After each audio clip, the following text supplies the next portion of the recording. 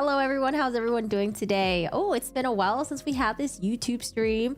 Honestly, I was gonna stream when I was in Japan, but I was like, do I really want to talk about Lori Daybell on vacation? Do I really want to talk about Letecia Stauch on vacation? So I don't know, I was gonna stream like the true crime stuff when I was on vacation, but I was like, it's fine. I'm just gonna chill a little bit. I mean, did I miss a lot? Yeah, it looks like I missed a fuck ton. Hi Taxi, how are you doing today? How's it going? Oops, I forgot you're not supposed to curse within the first couple seconds. Oopsies, I already messed that up. How are you doing today? How's it going? Thanks for popping in on the Twitch stream, by the way. I appreciate it. Hopefully today the jet lag won't kick me in the butt. Usually around like 1 o'clock, 2 o'clock is when I start getting a little like a little groggy, but I think it should be okay. I don't know. I feel like my sleep schedule has been really good. I haven't like super slept in, and I haven't had one of those nights where I like couldn't go to sleep or anything like that. So far my sleep schedule has been like sleep at like 12, 11 o'clock p.m., which is like late for me, but not too bad. And then wake up at like 10. But today I woke up at like 9, which is not bad. We're getting good. But I do get a little bit like foggy, you know, when I wake up. I wake up like, oh, I'm so tired. What am I doing? Hi, everyone. It's good seeing everyone here. GD, Marcus, Lady, Taxi, Dave. You folks are absolutely wonderful. How's it going? I hope you're doing well. What is the Shade Tree Projects? Is that like a project that you're working on or something like that? But yeah, we came back from Japan last week. I think we came back on like Friday. And I tried really hard to adjust my sleep schedule like ASAP, because I know if I don't fix my sleep schedule, I'm going to be screwed for a whole month, and I didn't want that to happen. But I hope you guys have all been doing well. Today, I was going to talk about Lori Daybell and Letecia Stauch, and I was like, I don't know if that's too much for me. That might be too much for my brain, especially after coming back from vacation. So let's tackle it a little bit at a time. I think we're going to start with Letecia Stauch, although I am very grateful that I think Law Crime or Court TV, I forgot who, they've been posting the audio recordings of the trial, which is great. But I don't even know where to start with that one. I think I definitely did want to hear the testimony of Lori Daybell's brother. Oh no, was it her brother? No, it wasn't her brother. I'm sorry about that. Her brother, I think he's dead, right? Her son, one of her oldest son, which I didn't know she had an older son. I think he's around like in his like late 20s or something like that. But I hear the testimony is like really, really sad because he's like testifying up there, you know, mom is like a murderer, stepdad, or I don't know if he considers him a stepdad, but like also involved in the murders as well. And his siblings are gone. It's like super damn sad. Hi, Coco Bean. How are you doing today? Yes, you look like you're having a blast. I want to go back so bad. I can't wait. The US currency is really strong against the yen right now. So it's a great time to go. And then not only that, there are certain shopping areas that has like the tax-free stuff, which is really great. And then they don't have the tipping system in Japan. So when you eat at restaurants, that's even more of a discount. Because in LA, you know, you got like the tipping, you tip, you know, like 20%.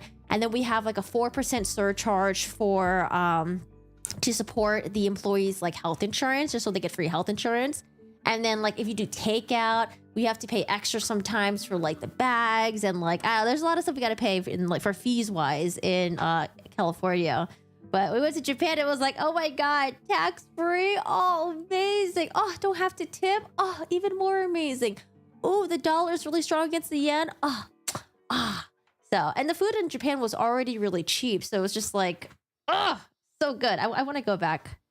She has another brother, and the testimony from yesterday with Summer, her sister, is heartbreaking. Oh yes, I did hear about that. She has like a sister that testified. I think there was like a phone call between Lori Daybell and her sister, right? We had someone posted in my Discord yesterday.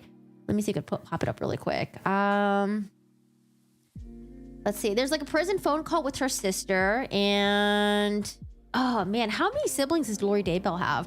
So I didn't realize how far and how deeply rooted this religious like cult mindset was.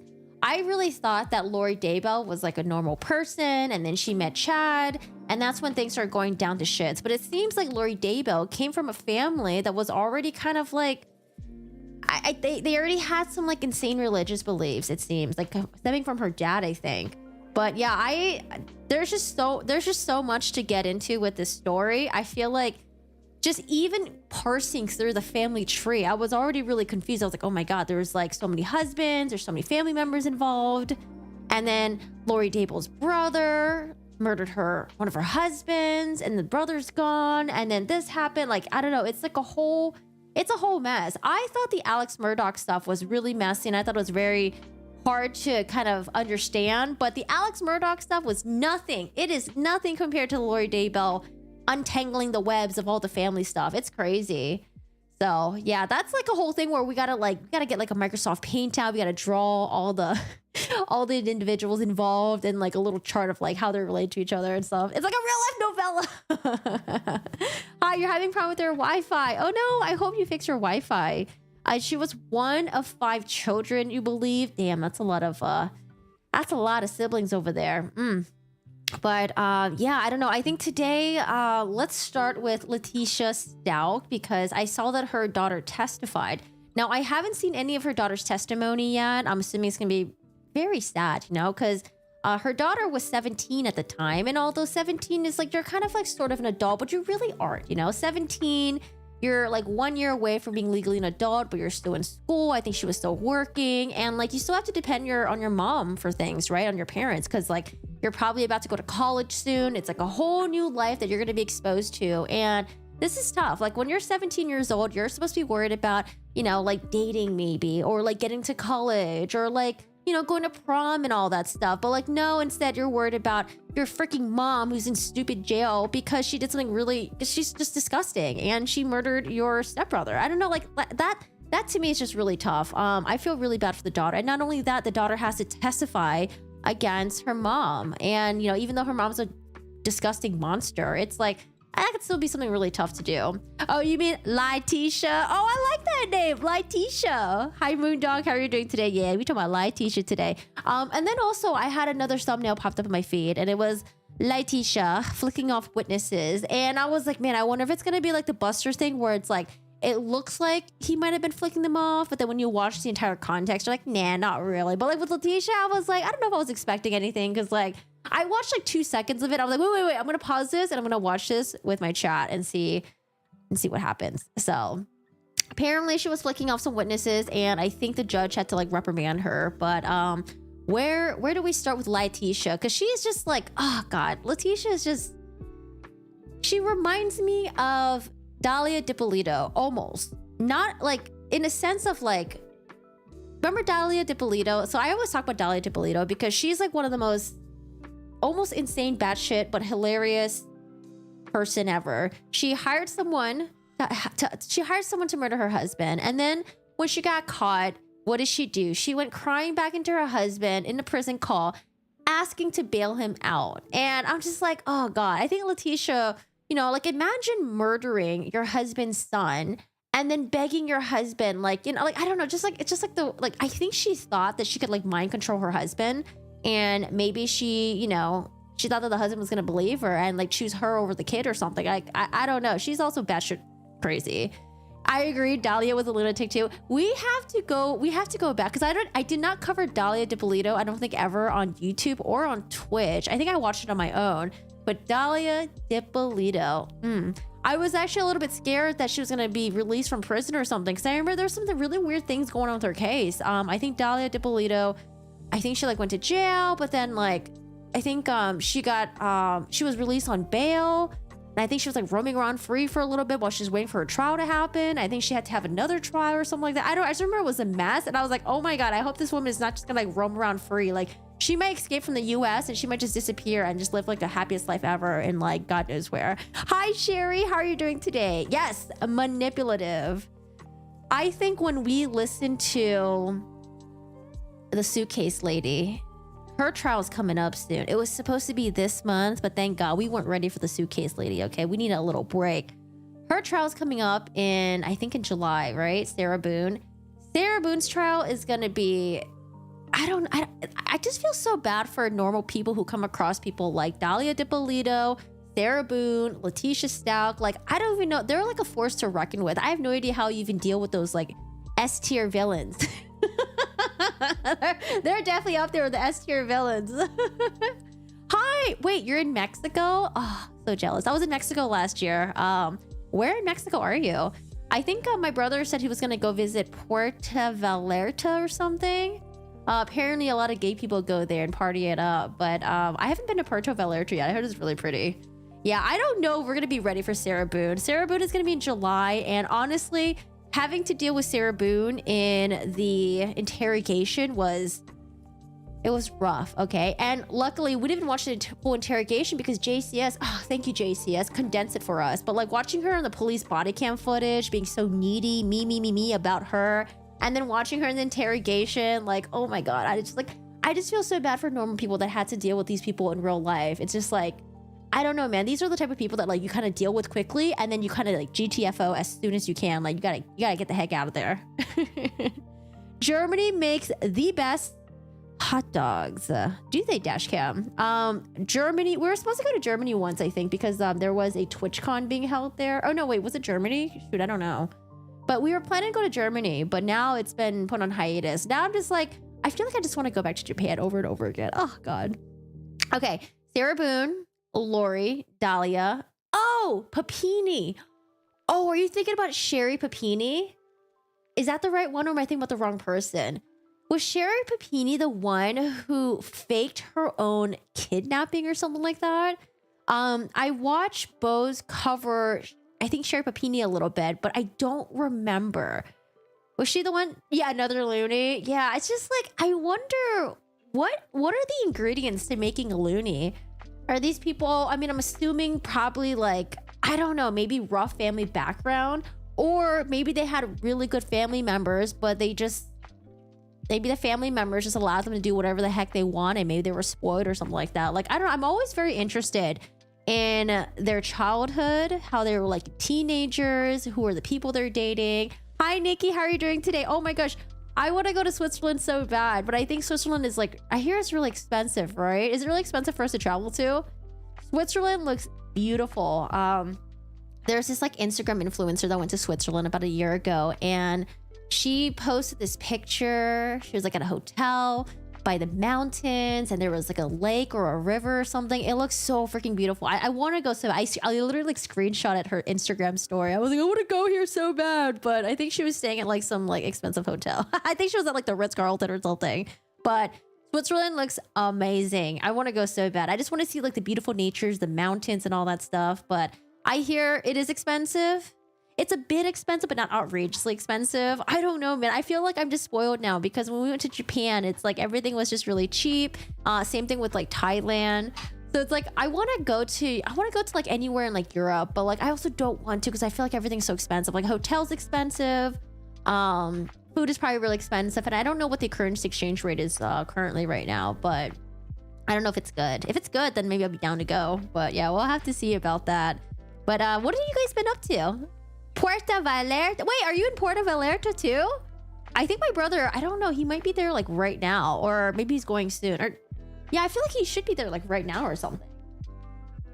But yeah, he loves it there. I think it's like his second time going. What's really expensive in Switzerland is breaking the rules. Speeding tickets cost an arm and a leg. Well, it's a good thing we have extra. You know, I have an extra arm here. I got an extra leg there. We can spare some, you know, it's fine.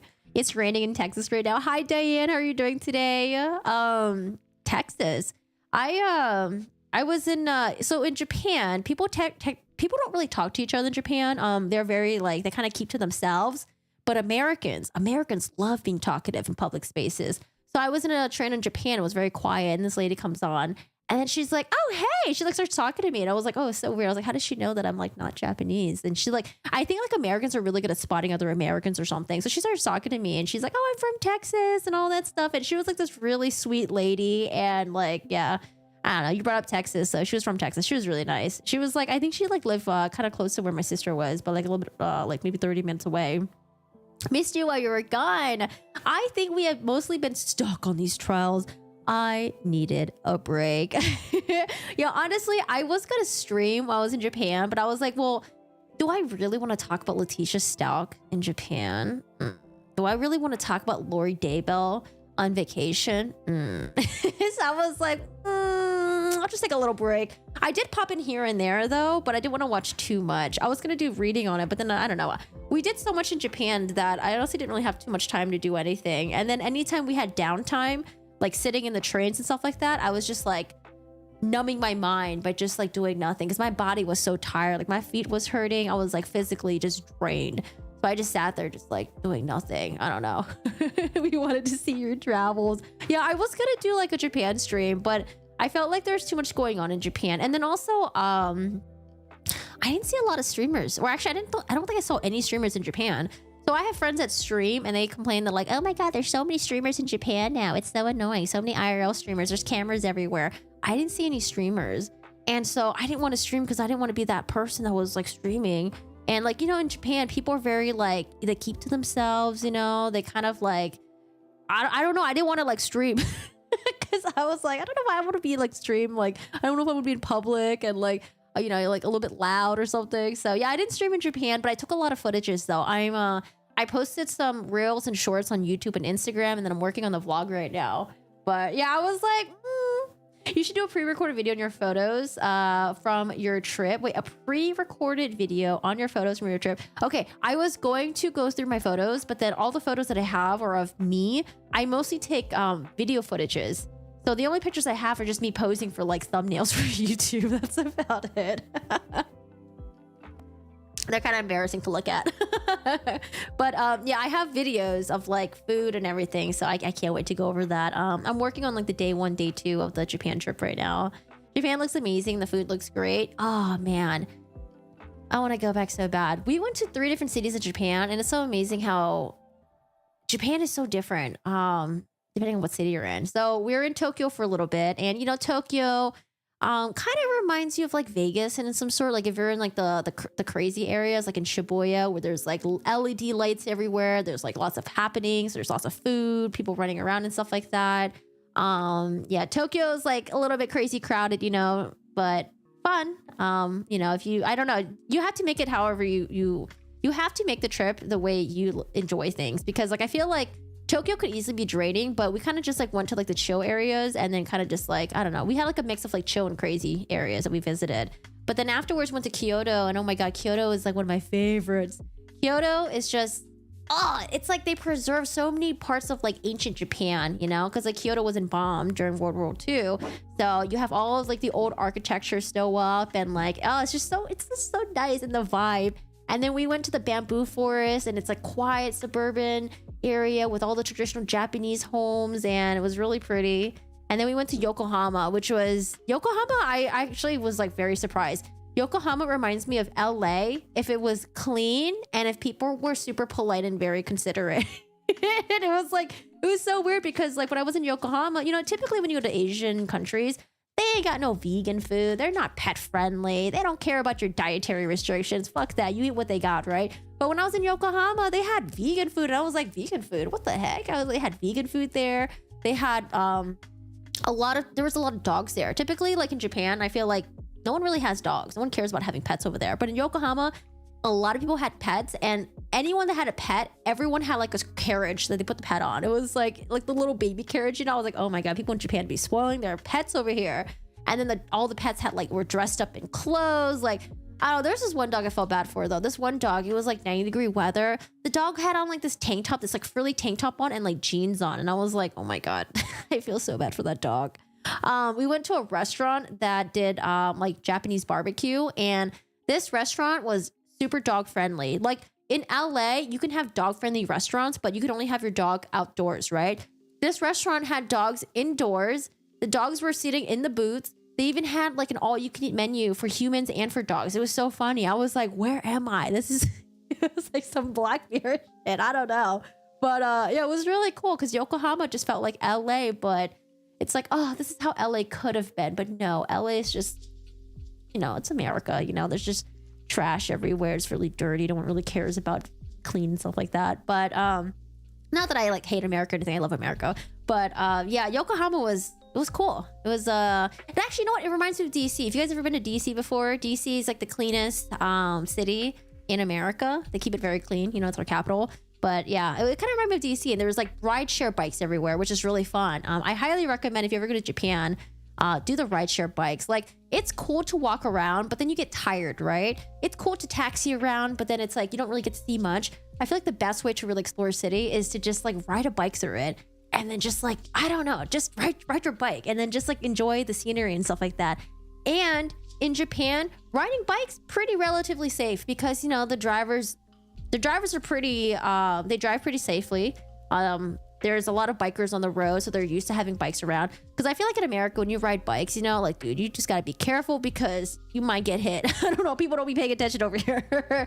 But yeah, Tokyo's the most populated city in the world. Went once, really liked it. The most populated city. I think I read that somewhere too. But man, I love bamboo. Oh, I'd melt to see all the cute doggos. I think Japan also has like cat cafes. Yeah, they have a lot of different cafes there. They have cat cafes. They have a Shiba Inu cafe. They have like an owl cafe. I don't know. I didn't go to any of those cafes. I'm always scared that the animals aren't treated nicely in those cafes. But yeah, I didn't really go to any. There's this one cafe that looked really cool though. It was like an otter cafe or something like that. Yeah, I don't know. I love otters. I've always wanted to meet an otter, but I'm always kind of like hesitant about like going to those places because you never know. That's so cool about having people in a dog restaurant. My 5 dogs would love it. I know, right? I was like, oh, I wish I could bring Steve and Shiro. That would have been so cool. But yeah, I don't know. And then what was really surprising was so Yokohama used to be like a major like port city. And so they have like a Chinatown there because they would do a lot of trading with China. They would do a lot of trading with like Westerners as well.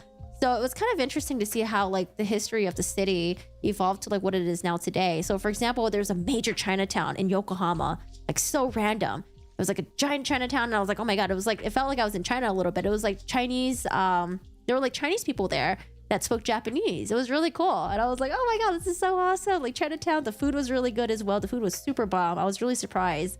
And then there's also like a big jazz scene in Yokohama.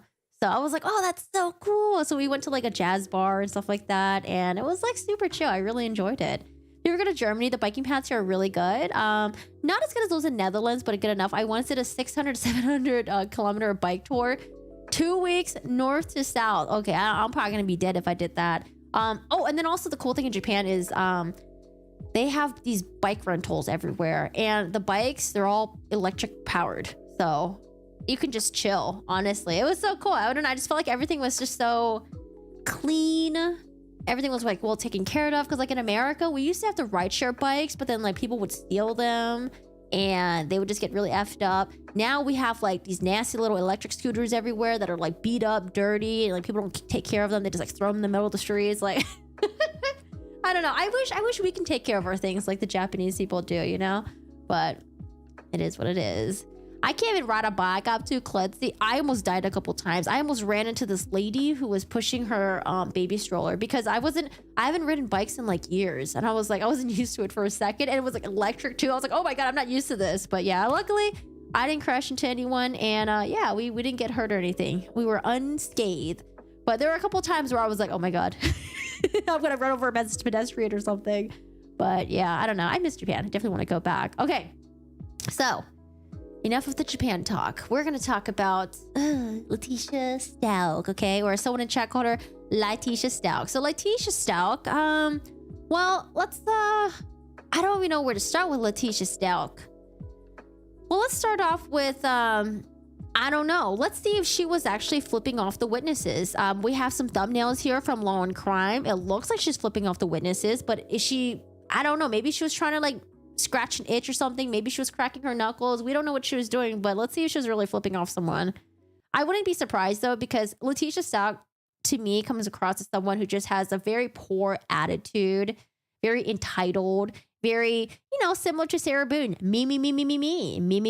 What about me? What about me? I don't care about other people. You know, she seems very selfish, and it's just really unfortunate that she was in charge of Gannon the day that the dad went to, you know, go to the National Guard. And it's really sad that like he was left with this evil freaking woman. I feel so bad for Gannon.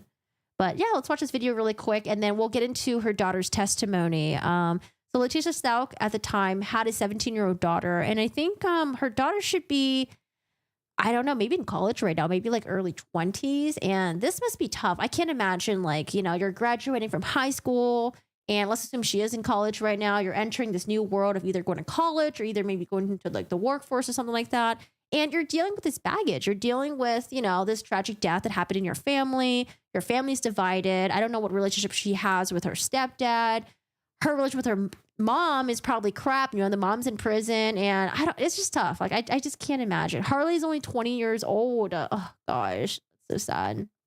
Must be annoying trying to catch a fish and riding an e-bike instead. You know what? I did see Japanese fishermen riding their bikes with their like fishing poles. It was actually pretty interesting. I was like, I don't know how they're not stabbing people's eyeballs out. The e-bikes are getting big here too. We also have e-scooters. Sadly, what? Many wind up in the river. I just fished out wait, what? Why did they wind up in the river? Wait, are they bodies accompanying the scooters in the river? Or like, are people just messing with them and just throwing them in there? 17 bajillion stories she told Al. She was flipping them off. And when an officer was talking about the gunshot wound, she was pulling a gun trigger with her fingers. See, I wonder if Leticia, because she's pleading for insanity, right? She's saying that like, oh, I'm not guilty because of insanity. So I wonder if she's just trying to put on a show for the jury. But here's the thing. If the jury doesn't buy your story, if they don't think you're insane, if they just think that you're just a piece of crap person, and they're just going to be like, you know what? F this person. This person's guilty and they just don't care about their crimes. Like, I wonder if she was just trying to like play up the whole insanity thing by acting, you know, out a little bit, by flicking off the witnesses and stuff like that. Like, I don't know. I wonder if she was trying to do that. I also don't know where the jury is situated in this courtroom. So maybe the jury doesn't have like a good like line of sight of Leticia. Maybe she thought she can get away with it or something like that. I don't know. I just, I don't know. Has the defense presented their case yet? Or is it still the prosecution? No, I wasn't going for fish. I did a major river cleanup. Oh, that's cool. You wouldn't believe how many insane. Yeah, trust me. I've heard about all the crazy stuff that people just dump into like rivers and stuff like that. Yeah, it's I don't know why. Have you seen them fish with the birds? The fish with the birds? What do you mean? No, you mean like fishes that like eat birds? I don't think I've seen that before. Exactly, Corey, but that's not going to work. Yes, you're right. It's very rare too. All right, so let's see. We have accused child killer Letecia Stauch caught on video flipping off witnesses. I want to know what your thoughts are.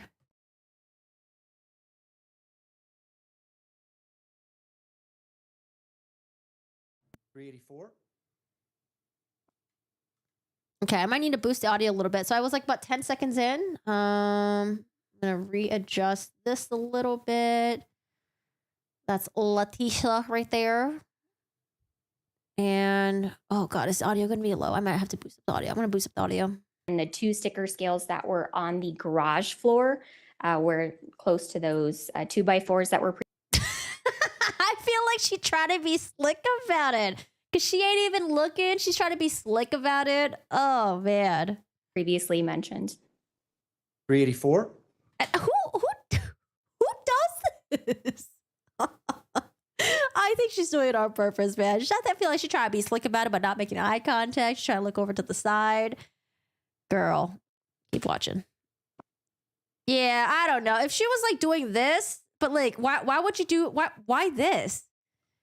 Gosh, I think she's just not a very smart person. People's Exhibit 384 is now Hi, a Ricta. close-up photograph of the possible blood stains identified using placard B. Our positive reaction photograph after the bag had been removed. 457. I can't tell what finger that is. Is that the middle finger? Like, is she itching like this?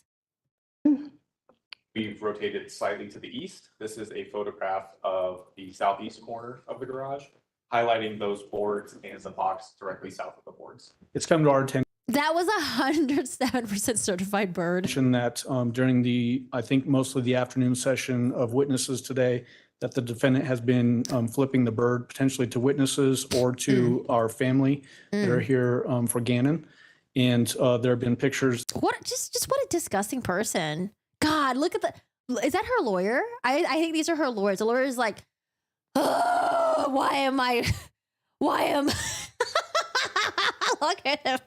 He's got his arms crossed. He's got the look right now. The look of consternation. He's like, why am I representing this fucking witness? God damn it. That have Look at him. She just sitting there like, don't care. been passed to me during this process. One, it's disrespectful to this court. It's Mhm. disrespectful to this process. And I would ask the court to admonish her to refrain from acting this way. Yeah, remember their opening statement? The guy was like walking out to the door. He was like, peace out, bye. Oh, just kidding, guys. I'm a lawyer, okay? I gotta defend her. It's my job. I know you guys are gonna hate me, but you know, I'm just doing my job, okay? Just doing my job over here. Way in the future during the penance. Oh man, both lawyers were looking at her. This lawyer over here crossing his arms. This lawyer over here getting some. He's just like, I can't believe this. I feel bad for them. Of this case. Okay, you guys are doing your job. People need to get represented, even trash people. Okay. I've not seen any of that, but on the other hand, the defendant Show the video, Judge. Show them the video. is to my far right. I can see her some on a screen. Comer, thank you. Thank you so much for the 100. It was regard to Japanese fishers. Wait, what? Some use birds to catch fish. Oh, cheers. Well, cheers to you as well. I did not see anyone using birds to catch fishes or anything like that. I just saw the good old fish pole, but that's actually pretty interesting. I'm gonna have to look that up. What kind of bird do they use? Leticia's lawyers are thinking to themselves, our client committed the crime, so how are we the ones getting punished? I mean, you know, sometimes you can't choose your client. You know, I'm assuming these guys are public defenders, though. Public defenders, sometimes you get stuck with people and they're just like, you know, you just got to do the best that you can. Imagine the public defender that has to defend Brian Kohlberg, for example, right? I'm pretty sure she don't want to defend him. You know, she's got to drive, I think, like 30 minutes to an hour just to get to the courthouse where Brian Kohlberg is going to be at. And I'm pretty sure she's like, this sucks. God damn it, this sucks. But I'll just take it as is. Ms. Stauch, what you need to understand is that I can control the conduct of an awful lot of people in the courtroom, including yours. And look at her posture. She ain't even trying. She's like, why am I here? You know, what I thought was interesting about Letecia Stauch was that she didn't even want to attend the pretrial hearing stuff. She's like, I don't want to be there. I don't want to listen to that stuff. It's like, what is it, Letecia? Is it like a waste of your time or something to show up for the pretrial of your crimes? And don't do that. Don't show that. Don't do that. This judge. That kind of, don't be making disrespectful gestures to witnesses, to people, to family members, anything like that. You need to understand that if that continues, I can have you removed and the trial will continue without you. And you will sit in a holding. You know what? That's probably what she wants. She doesn't want to sit there. She doesn't want to listen to all these people testifying against her. She probably is like, you know what? Put me in the holding cell. Get me the hell out of here. Psst, I don't want to be there. Cell in this building. And every time we take a break, I'll bring you back up to ask whether or not you can conform your. If she don't want to go through it, she could have just pled guilty. Oh no, this B right here, she's trying to get off, okay? She doesn't want to serve any prison time. She probably didn't think that, like, I don't deserve this. I don't deserve this. You know, Gannon had it coming. I wouldn't be surprised if that's her like mindset. That like she blamed everyone else and she thinks that she's a victim in all this. You know, because in her Google searches, it seems like, you know, she really thinks that she was being taken advantage of. She was like nothing but like a babysitter to her husband's kids. And I don't honestly, like, there are some people that just have the victim mentality no matter what. And she just might be one of them. Conduct to what I'm requiring. Because she's trying to get off, you know. If you choose to act in a disruptive behavior or disruptive fashion, I'll just have you removed and we'll continue on without you. And then we'll check and see if you want to come back and behave in a respectful manner. So I'll just leave it at that. And how old is Letecia again? She's like, this is like grown, like what, 40-year-old? She's 40-year-old or something, right? She's like in her 40s. we will see where we are on Monday. All right. All right. Court will be in recess. You can leave everything here. She's smiling. The only I don't know. It looks like she's smiling, but I also can't tell because this is like some Logitech webcam from like, I don't know, 20 years ago or something like that. This is filmed on a Motorola Nokia. only thing that She looks like she's smiling. I for sure want to have locked up is the gun and the ammunition. I don't ever leave that out. What? There's more Google searches. I hate my stepson and arterial bleed that won't stop. Wait, are you serious? See, here's the thing. That's why I feel like the attacks on Gannon, I don't think they happened all at once. I felt like they were slowly ramping up, and then she seriously injured him. He stayed home from school because she didn't want him going out. She was trying to figure out how to get rid of him. And then she decided to go back and just end him. Oh my God. Like, I just wonder how many hours did he suffer for? You know, did he suffer for more than 12 hours, 24 hours while under her care? Or did it all just happen at once? And, you know, hopefully, like, I don't know. Like, it's just really sad to think about that. I can't imagine the dad. The judge setting batteries to her has to be one of those glorious sights of the month. What is her hand gesture here? What is this? Dude, the lawyer is like, oh my God, 6 feet away. Let's stay 6 feet away from her. She's equal. Want to have locked up is the gun and the ammunition. I don't ever leave that out. So that we need to make sure gets into a, yeah, I don't know. She's like making these like weird hand signals. I don't know. Oh God. Okay. That's Leticia right there. There's another video, but I think it basically just covers the same thing. Oh, here's the judge right here. Got a different camera view. Friday. You had indicated that you had received some information, and I thought you said some photographs regarding the defendant's conduct, which potentially. Do they think that she was trying to poison him? That's why there was GI issues. I saw CSI take Tupperware containers of food out of the house. It could be construed as extending the middle finger or flipping people off, including a witness, perhaps family. Do you have those photographs? I can get them printed. Basically, it was just screen captures Oh, is this the next day? Because Leticia looks like she's wearing a different outfit. from what was being broadcast on WebEx, which I think the court may also have the same things that I saw. Do we have that now? Because you see, here's the thing. I don't know if I believe that she just snapped, right? Like, just snapped without having any, like, negative thoughts towards Gannon before. I think she was building up on this. I think she's been thinking about this for a while. And then maybe something did happen and then she did end up snapping. But I feel like, I don't know, man. I feel like she must have been thinking about this for a while. Okay. And instead of removing herself from the situation, instead of moving out of the house, instead of getting therapy, she doesn't do any of that. What does she do? She ends up murdering him. So we will upload some of that so that there is some record of what it was.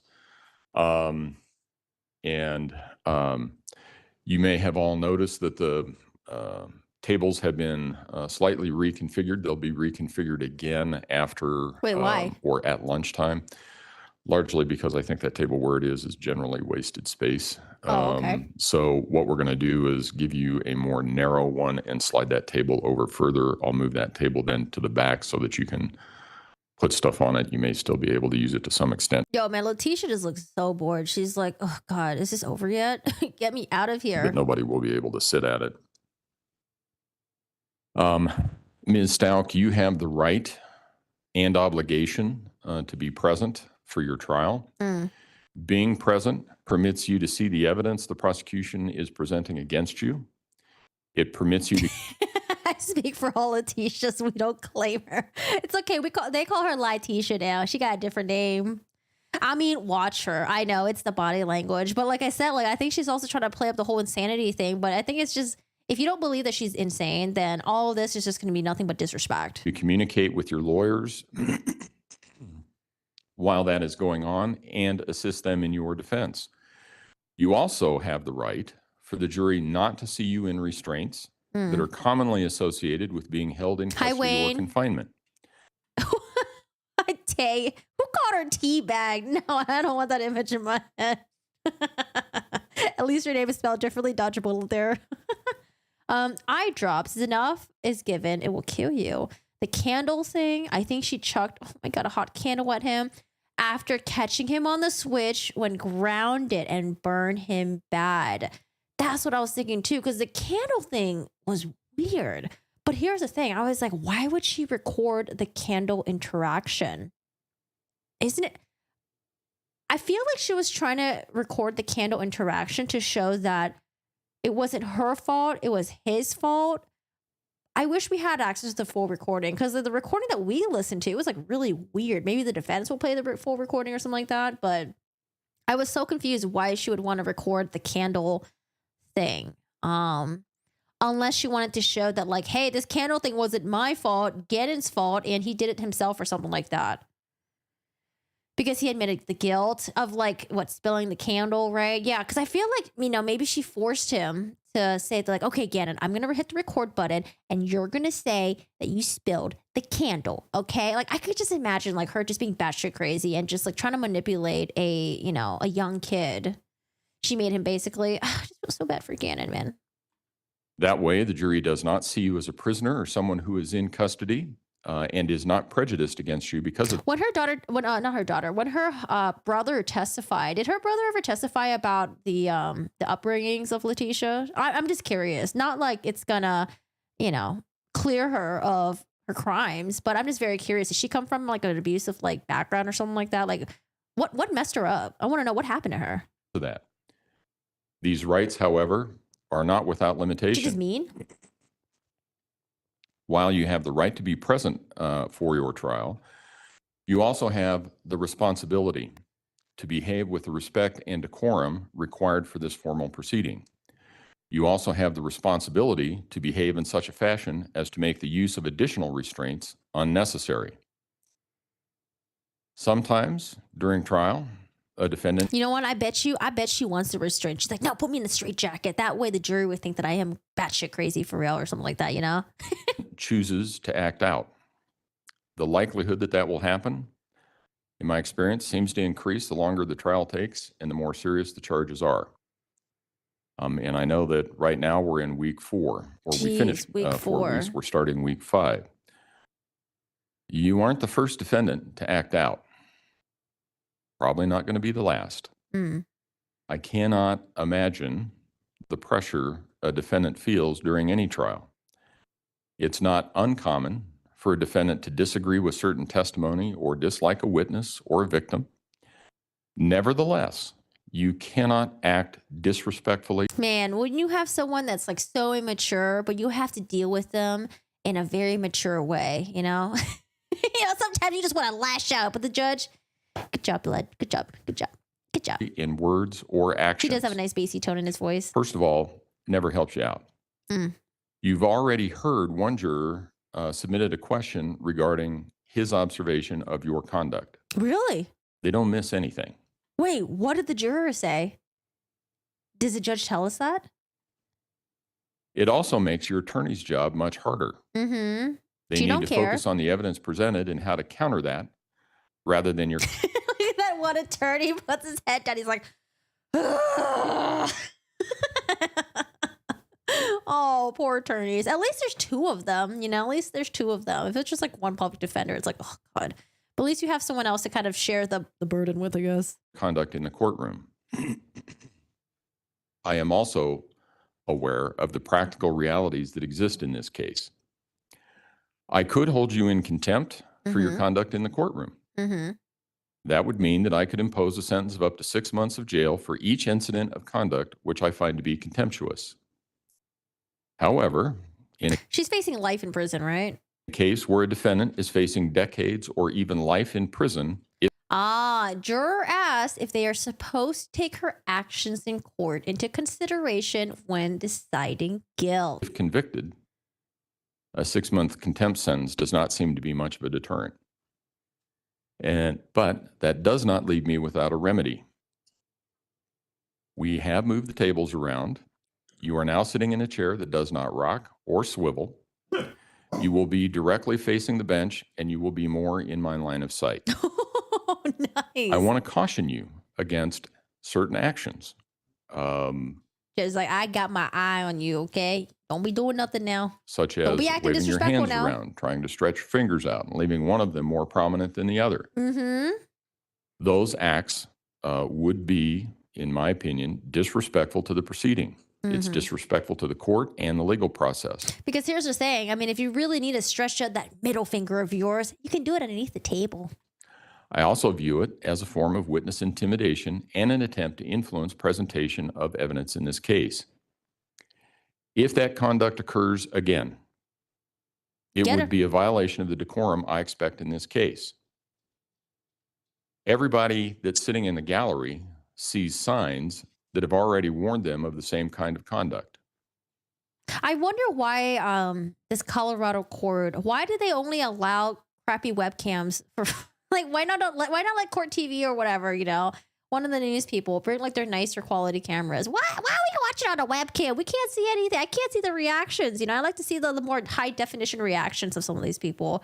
I would actually love to see her reaction to see if she had any sort of empathy on her face while her daughter was testifying or while her brother was testifying. Or was she just sitting there like a petulant child and just like, I don't want to be here. I don't care.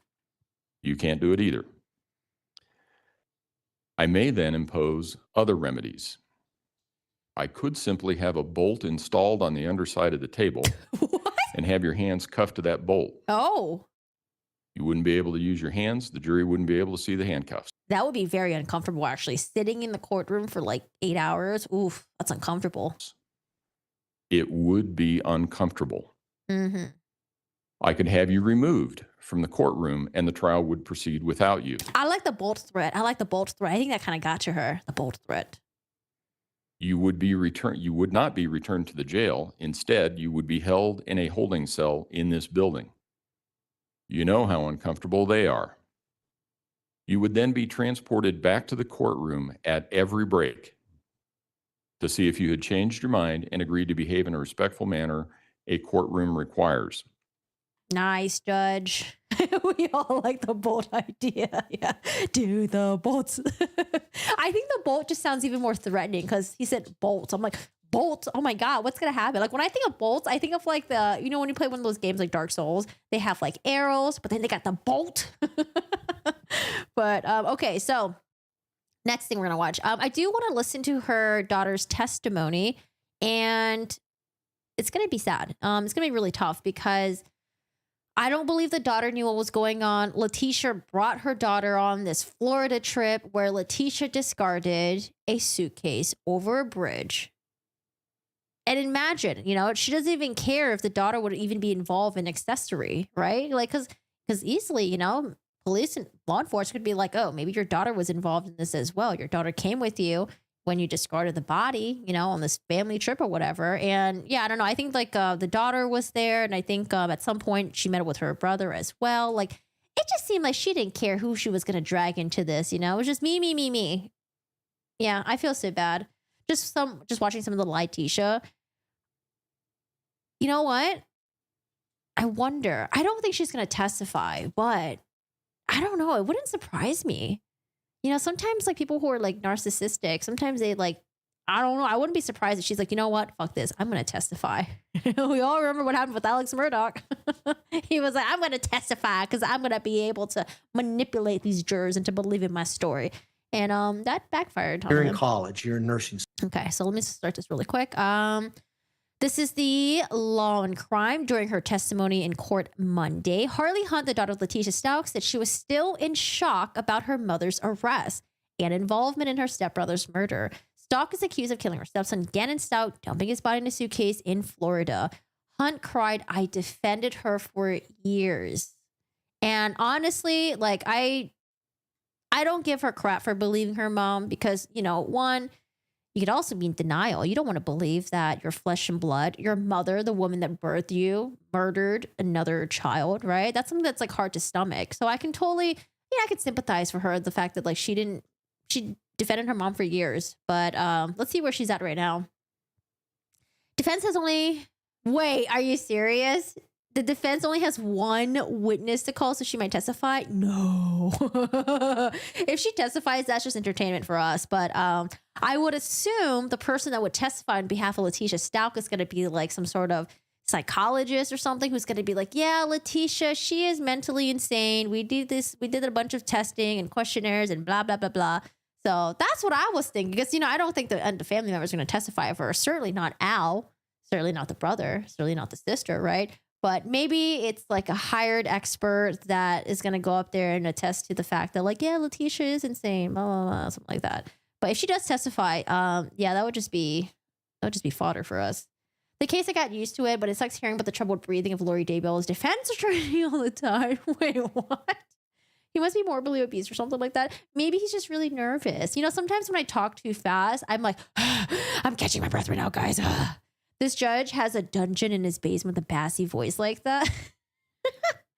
some people just have nice voices. Okay, all right. It's a psychologist who's found everyone she's seen with DID. What's it called? Dissociative identity disorder. That sucks. Also in the deaf, you heard at first, I thought it was the sound of scissors. Oh God! Don't give Amber Heard PTSD about scissors. Okay. Anytime anyone bring out scissors around her or say the word scissors, she gets PTSD. All right. Hi, no one. This is my first YouTube stream back, so you're all good. I did stream on Twitch yesterday. I'm beating jet lag. I haven't really messed up my sleep schedule yet. I try to adjust like ASAP, but the trip was good. I worked on editing some reels and shorts I upload on YouTube and Instagram, and then a vlog's coming up, but it was good. It was really good. Oh my God. It was, everything was so cheap, and like just Japanese people are just amazing. I don't know. I love Japanese people. It's just kind of cool to experience different cultures sometimes, like in America's very different, right? We're very talkative. We're very friendly towards each other. We also don't really give a shit about each other behind closed doors, But like in Japan's are very considerate of each other, very polite. Things are clean. People clean up the toilet seats. In America, people piss all over the toilet seats and they don't care because someone else will clean it. Sorry, just random stuff to just complain about. But yeah. Although when I was in Japan, though, I did miss the friendliness of people sometimes, because Americans are very friendly towards each other, very friendly, very talkative and stuff like that. Japan, everyone's just kind of like, yeah, I'm just gonna stay here and don't bother me type of thing. But if you do engage with them, they are very friendly. But yeah, I don't know, it's cool. I really enjoyed it. All right, so here we are at with Harley Hunt's testimony, and I do want to know. I wonder what her relationship with Al is now. What Al is like now. I wonder if that bridge has been burned, or if he's still kind of like a father figure to her. Is when she took your car back and stopped providing you with funds. Yes. And you're in college, you're in nursing school, right? Yes. Were you working at the time? Yes. Now, when you made the post about losing both parents, what did you mean? I lost both my parents. It was like one day you wake up and your whole life changed. I lost stepdad, and I lost my mom and my brother. I lost everybody. Oh. I wonder where her biological father is. Is he still in the picture, or is he not in the picture? Did he pass away? That's tough. Were you trying to imply that your mom had died? No. Were you just stating the fact that she was arrested and you hadn't seen her since she's been arrested? Yes. Counsel asked you several questions about not smelling anything in the van. Do you recall that? Yes. Did your mom? I don't know, man. I'm looking at the daughter's testimony, right? I'm listening to it. And then I'm looking at fucking Leticia down there. Just look at Leticia. Leticia's just like, I don't know. Does this not get to her at all? Does she not feel any empathy towards her daughter? Is she just like, oh, her biological dad had passed away. Oh, her father passed away. No relationship with Al. She lost all parents. Al left the court after her and followed her out the court. Oh. I like the friendliness of Americans, but when I found out some Americans are habitual being nice and then say bad things when you're not there, I found that hurtful. I don't think it's an American thing. It's what people think. Okay? People be like that. I think it came out in trial that Leticia hid his overdose from Harley. The father overdosed? I'm 90% sure I'm destined to spend a very long time in Japan. I desperately need to visit. Yeah, Japan's great. Definitely save up money for it. Do it. Mom do anything to prevent you from smelling anything in the van as you were driving? Oh, Yes. no. She always kept the air on. I remember a time when I was cold and I tried to turn it off, and she was like, "No, it's hot in here." And we also like kept giving the dog like little like CBD treats to keep them calm. And you're driving in And like Leticia didn't even care how this would affect her daughter whatsoever, unless Leticia was really cocky and she didn't think she was going to get caught. She probably thought that she was going to get caught or something. I don't know. Even though the police was like on her trail like the very next day. I don't know. I don't understand how she would not even care how this would affect her daughter. Hello, we're driving in a van with my dead stepbrother in a suitcase. Like that's going to mentally just mess with you. Stefan, thank you so much for the 129. I appreciate it. We should have the alert coming up soon. There you go. It's just a little bit delayed. Thank you. I appreciate it. Thank you so much. And thanks for popping back in. She cared absolutely zero about her own daughter. Yeah, I'm also very curious to see what the dynamic is like between her and her daughter. Was Leticia a good mom to her daughter? Or was Leticia kind of just like meh, you know, didn't really care about anyone, didn't really care about the kids or anything? Like, I'm just very curious because I think there were family members and her friends that were very surprised that Leticia was accused of this because I think they thought that she was a good stepmom or mom to her kids. She thought she can outsmart everyone. Man, when she got that fake polygraph test, oh, I don't know. You know, there are some people that know they aren't very smart. I don't think Leticia's one of them. I think Leticia thought she was smart, even though she's not a very smart person. No, Harley said she did what Tisha said. Wait, what? Or Tisha would backhand her. Yeah, Tisha seems like the type of person who might be physically, who will get physical with her kids. End of January, early February through Texas. Was it cold in Texas? Oh, yeah, that's right. It would I don't be remember. It cold. wasn't like hot and sunny though. Mr. Tellini asked you on cross-examination that you would have never dreamed that your mom would have done something bad to Gannon. Do you remember that question? Yes. What do you think about that now as you sit in this courtroom? Oh, no. I'm still in shock. I defended her for years, and I just feel like manipulated and lied to. Mm. Oh, that just sucks. Yeah. As all, like, and imagine, Leticia was probably lying to her own daughter. And the daughter's out there trying to fight the good fight, defend her mom. And then the daughter comes out and like realizes, oh my God, there's so many evidence against her. I don't know. That's just really sad.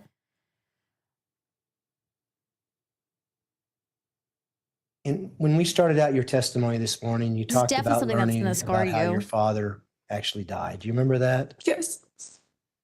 Is that what we're talking about? The manipulation that's been going on for years is finally coming to your realization? Yes. And do you remember when you were talking to us back in August, the questions I was asking you about why we were considering filing charges on you? Yes. Do you remember me Yeah. asking you, what would you explain to a jury about driving cross country with a body in a suitcase in the back of that van? What would you tell the jury? Do you remember that question? Yes. Tell this jury whether or not you knew that Gannon's body was back in that van and Yeah, why. she didn't know. The thought just never came across my mind. I just never thought my mom would do that. I didn't see her to be the person to do that. So I never even like questioned it. Like it just never came up. And what would happen if you did question it? She would just say, How did Leticia explain away that the suitcase went missing?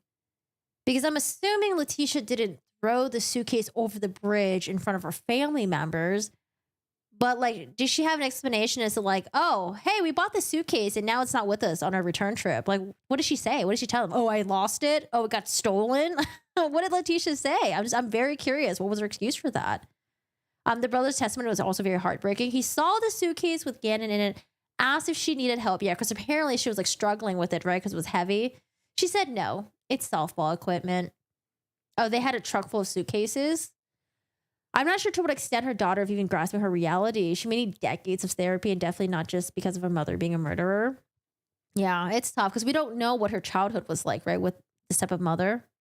they like don't question me, like saying it was back talking her.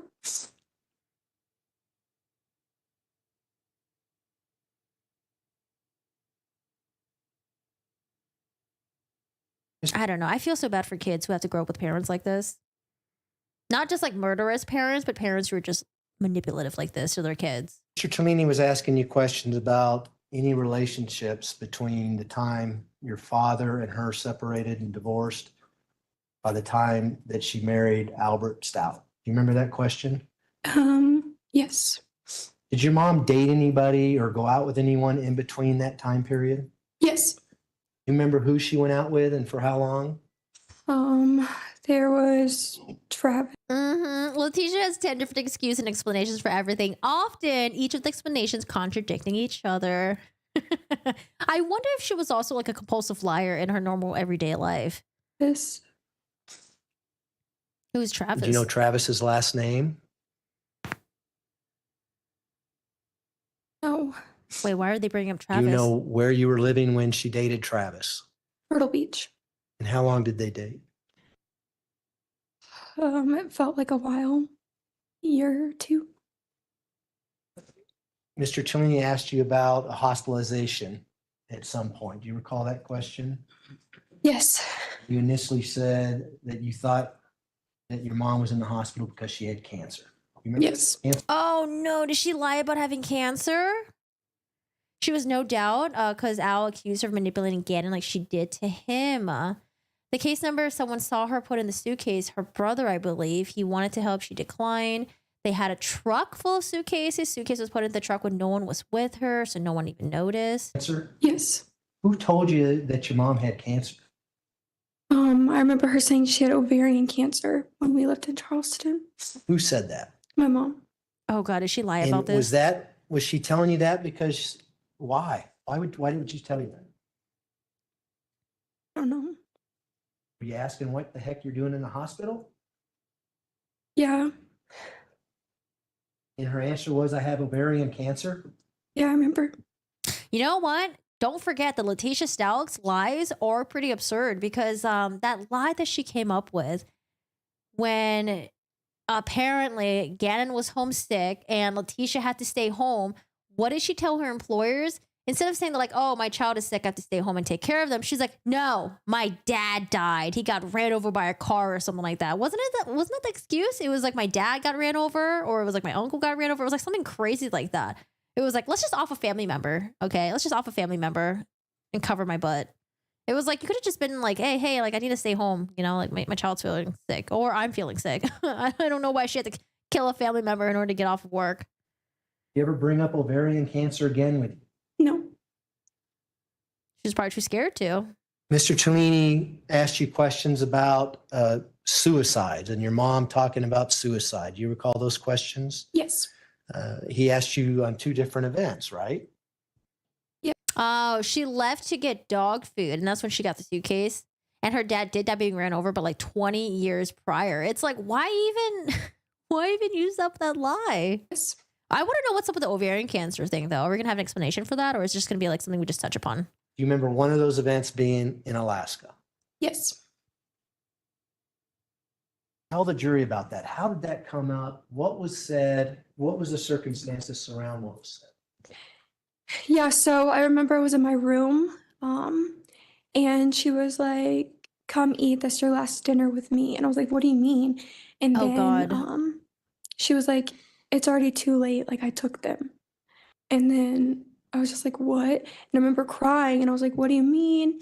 And then Why would she do this to her we daughter? went and had dinner and then it was never talked about again. And was this at a time when she was telling you that she didn't want to be in Alaska? She had nothing to do with Alaska, wanted to move from Alaska. Yes. What do you think about what she said to you now?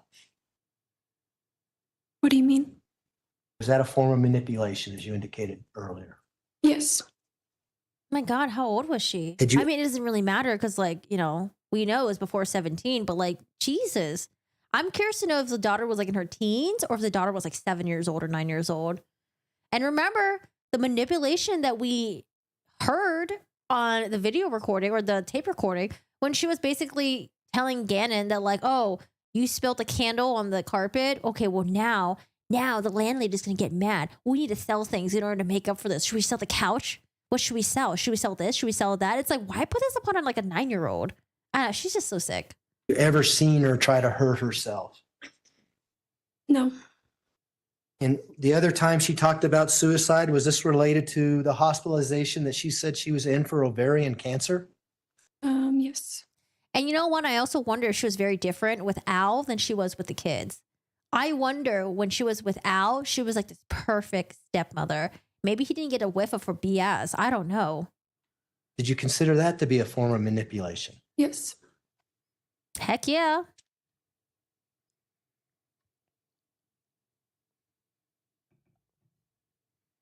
Mr. Tellini asked you questions about the cell phone and the cell phone text messages that are entered in People's Exhibit 205.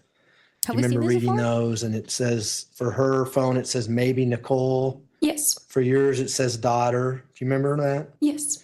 Do you know why that says maybe Nicole? No, I do not. Do you know whether or not your mom actually programmed her name into the phone? No, I do not. Wait, what? Are you familiar with iPhones and what comes up if you don't program it with your name in there and things? Do you mean like when you have to set the iPhone up? Yeah. Oh, yes. So what happens if you never set the iPhone up with your name in there? You can't use it. Well, would your name come up? Yes. Or would it be something maybe? Would it be maybe somebody? Sustained. Okay. I'm not sure that this is the right witness for that. Do you know why that her phone said maybe Nicole in the text messages? No. Sustained. Oh, is it like when you don't save?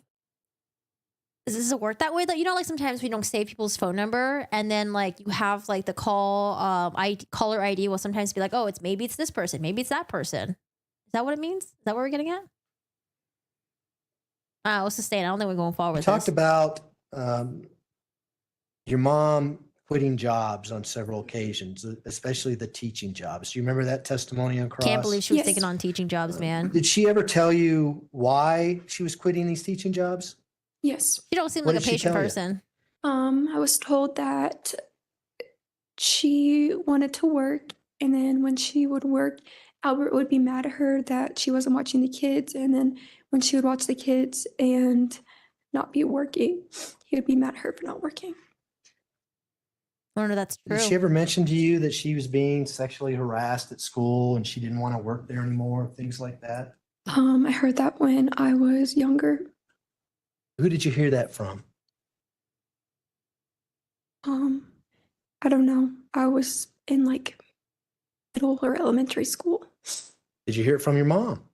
I don't remember. Is that a common theme with your mom when she doesn't want to be somewhere? Something happens that is causing her to quit her job and move somewhere else. It happened in Alaska. Mr. Tellini asked you about January 26, 2020 in the morning and whether or not anyone went to church. My niece has an iPad with her name registered. Hi, Snow Owl. So before I added her as a contact, I'm sure it would say maybe Riva when she messaged or FaceTime me. So maybe it's like that. That's what I'm thinking too, right? I just wasn't sure. The way he was asking it really confused me. Yes, but I don't use iPhones. That's what he's saying. I talked to a lady from Mount C whose kids was in class and what? And the kid said she was mean AF. I had a number of sociopaths and teachers in a very conservative school. It took me many years to get over the experiences. Oh gosh. There are some people where I'm just like, why are you a teacher? Why are you here? I remember in elementary school, we had some like teachers that were just like, they were just mean. It's like, if you don't like kids, why are you teaching kids? Dumbass, go get a job somewhere else. I don't know. Like, there are some mean ass teachers. Do you remember that question? And I feel like it's really hard to like call them out because like one, you're a kid. And then like, you know, obviously when other teachers are around, they're going to be on their best behavior. Yes. Did you not, in fact, go to work in the afternoon around 2 o'clock in the afternoon that day? Sorry, I'm like forgetting times. There's been so many times. Yes. Let me ask you this. Would your mom drive a vehicle to church? Yes. And would it be either Albert's truck or her Tiguan that she drove to church? Yes. Would that be on one of the ring videos in the neighborhood? If they actually went to church that day, you'd see the vehicles leaving and going to church. Yes.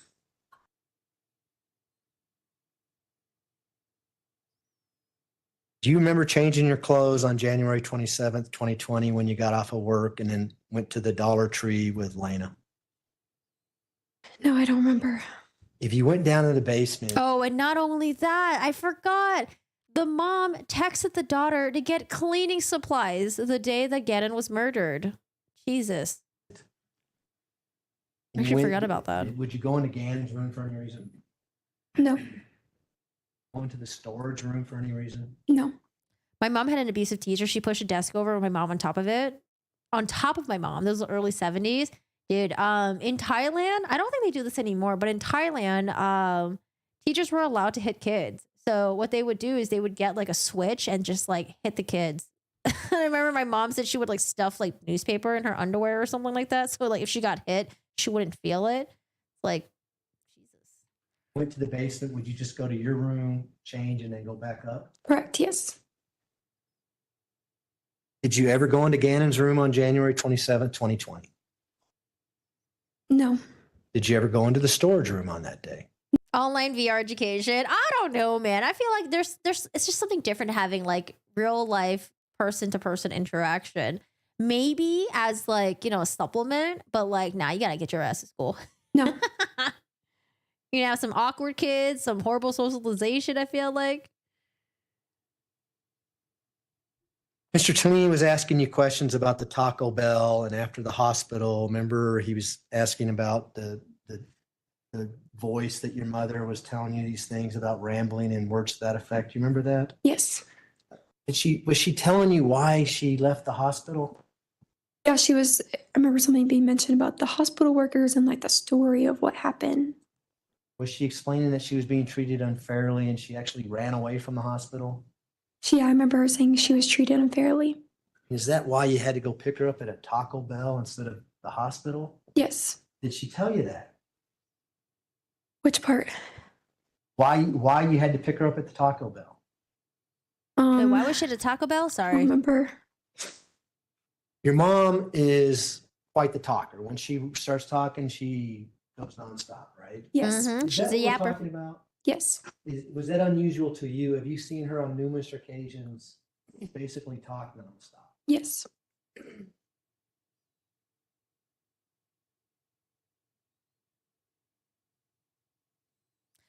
I feel like Leticia, she kind of looks less bored. I feel like she's actually listening. She's kind of paying attention. Did you ever, whether it's January 27th or January 28th or January 29th, clean up any blood at 6627 Mandan Drive? No, I did not. If you had, would you have been telling this jury that? Yes. Did you ever see any blood on Gannon's wall in his bedroom? No, I did not. Did you see any blood in the storage room on the floor? No, I did not. Did you see any blood in the basement area at all? No, I did not. Could you smell any cleaning down in the basement? Was she diagnosed with DID before? I have no idea. I don't know if she even ever went to therapy. I don't know. Our house always smelled clean. Why is that? My mom was like a neat freak, so she always wanted everything clean.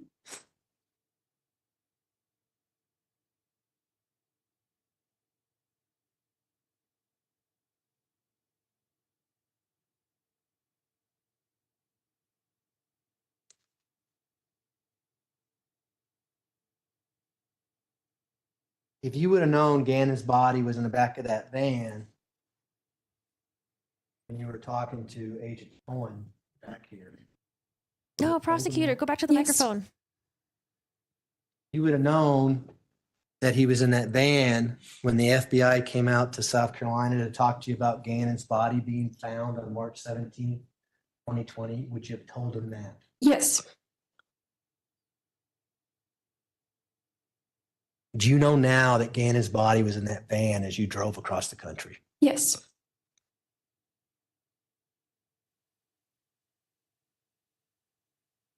Was your mom pretty athletic? Yes. Was she capable of lifting heavy objects? Yes. Overruled.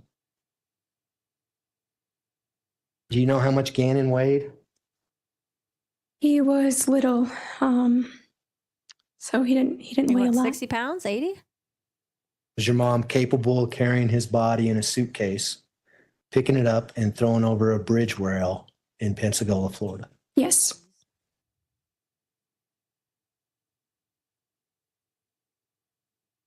Is that easy for you to say? No. You still love your mother? Mm. Mm. I'll strike that, Your Honor. I have no further questions. Do any of the jurors have any questions for me? So looks like we have a couple. Mr. Young, if you would retrieve those and counsel approach, please.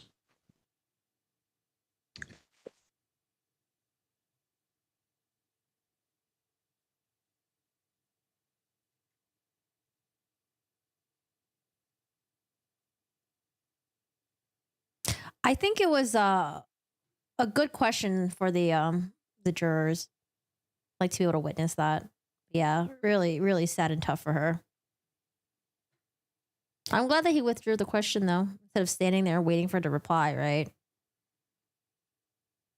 Ah, the lawyer giving Leticia a pat on her back. She ain't need it. Hi, Anna. How are you doing today? How's it going?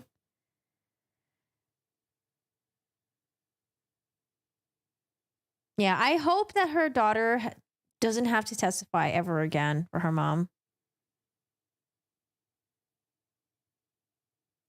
I seriously doubt Letecia Stauch's going to have any family impact statements on her behalf. I wish we could find a remote uninhabited island, drop Leticia, Lori there together. Who do you think would out-survive each other, Lori or Letecia? Hi, Joe. What's going on? Happy afternoon? Wait, why did I say happy afternoon? Happy afternoon. Hi, Tam Jules. Hello, hello. Hi, Corgi and the crew. I hope everyone is good. Hello, hello.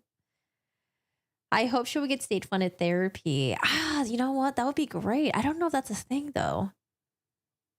But that would be great. I think, is she still in nursing school? Yeah. I wish therapy was free for everyone. I'm not sure, but I'm happy to let nature take its course with both of them. Which island, though? Let's see. You guys watch Mr. Ballin? Mr. Ballin has pitched a couple of like crazy islands. There's an island of like poisonous, ravenous snakes. There's an island of like Komodo dragons. There's an island of these like giant crabs that can like break your bones with their claws. Which island would we choose? Tisha would have run circles with Lori around her craziness. All right, can we just we'll throw Sarah Boone in there too. I know Sarah Boone is, has her trial's coming up soon, and you're supposed to presume innocent before guilty. But let's just throw Sarah Boone in there just because she's a dickhead. Okay. Good evening. Hi, Daniela. How are you doing today? The one. Ms. Hunt, did you see a large green suitcase loaded into the second van? No. Who's asking questions? Hey, there's no one there at the microphone. The night when your mom asked, sorry, Jess, the night when your mom asked you to go down with her to say goodnight to Gannon, do you have a specific recollection of seeing any part of his body, like his hands, face, or any part of his actual skin? I remember seeing his head. Wait, when? The morning of the first day in Pensacola, Florida, when you left the hotel, do you recall if the van was in a different parking spot? Oh, juror questions. Oh. Hi, Mimi. How are you doing today? How's it going? Wait, okay, hold on. I'm going to rewind it a little bit. Let's listen. The night when your mom asked, sorry, Jess, the night when your mom asked you to go down with her to say goodnight to Gannon, do you have a specific recollection of seeing any part of his body, like his hands, face, or... Oh, man, I wonder... Why was she trying to get Harley to go down to say goodnight to Gannon? Did he respond? See, that's what I'm thinking. I feel like she hurt Gannon the night before. I'm not saying that like she murdered him the night before, but I think she seriously hurt him the night before. As proof of life. Jesus. or any part of his actual skin? I remember seeing his head.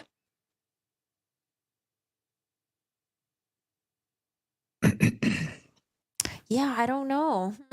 Because the only reason why we believe that Gannon was still alive the next day was because there was a neighborhood camera footage that showed Leticia and what looked like might have been Gannon because it would have been like same size. Might have looked like someone that was like getting into the car. And I remember one of the reporters mentioned that something fell out of the car, and it seems like the smaller person was hesitant about bending down and pick it up because maybe they were injured and bending down to pick something up just seems to be a very arduous task at the time. But we didn't see Gannon, though, on the way back on the camera footage. But they said that, like, you know, they are confident that he made it back home, but just not for some reason on the footage. I don't know. Oh, geez. The morning of the first day in Pensacola, Florida, when you left the hotel, do you recall if the van was in a different parking spot than where you had parked it when you checked in? I don't remember. So let me rephrase that a little bit. So when you got there, the van's parked and you check in. You come out the next morning. Is it in the same spot or in a different spot? I don't remember where we parked. I just know we like would always park towards the back of the hotel. Okay. During your time living in Colorado Springs home with the other kids, Gannon and Lena, did it appear to you that Gannon was treated more strict or more unfair than anyone else by the defendant, your mom? No. All right. Maybe she was a dick to everyone equally and fairly. I will allow reasonable follow-up as to those questions only. Prosecution? We would request to publish People's Exhibit 48. That's right. I remember hearing about the medical examiner finding drugs in Gannon's system. Already into evidence.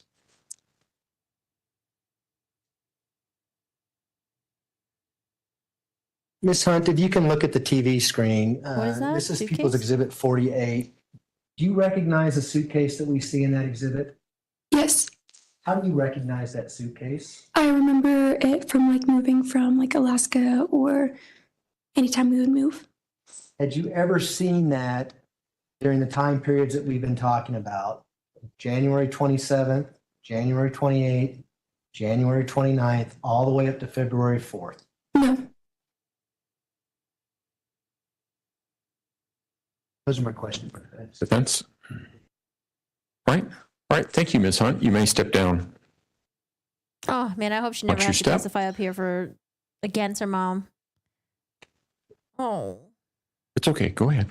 Oh, poor Harley. All right, ladies and gentlemen, I think we're going to end a little bit early today. So Poor Harley.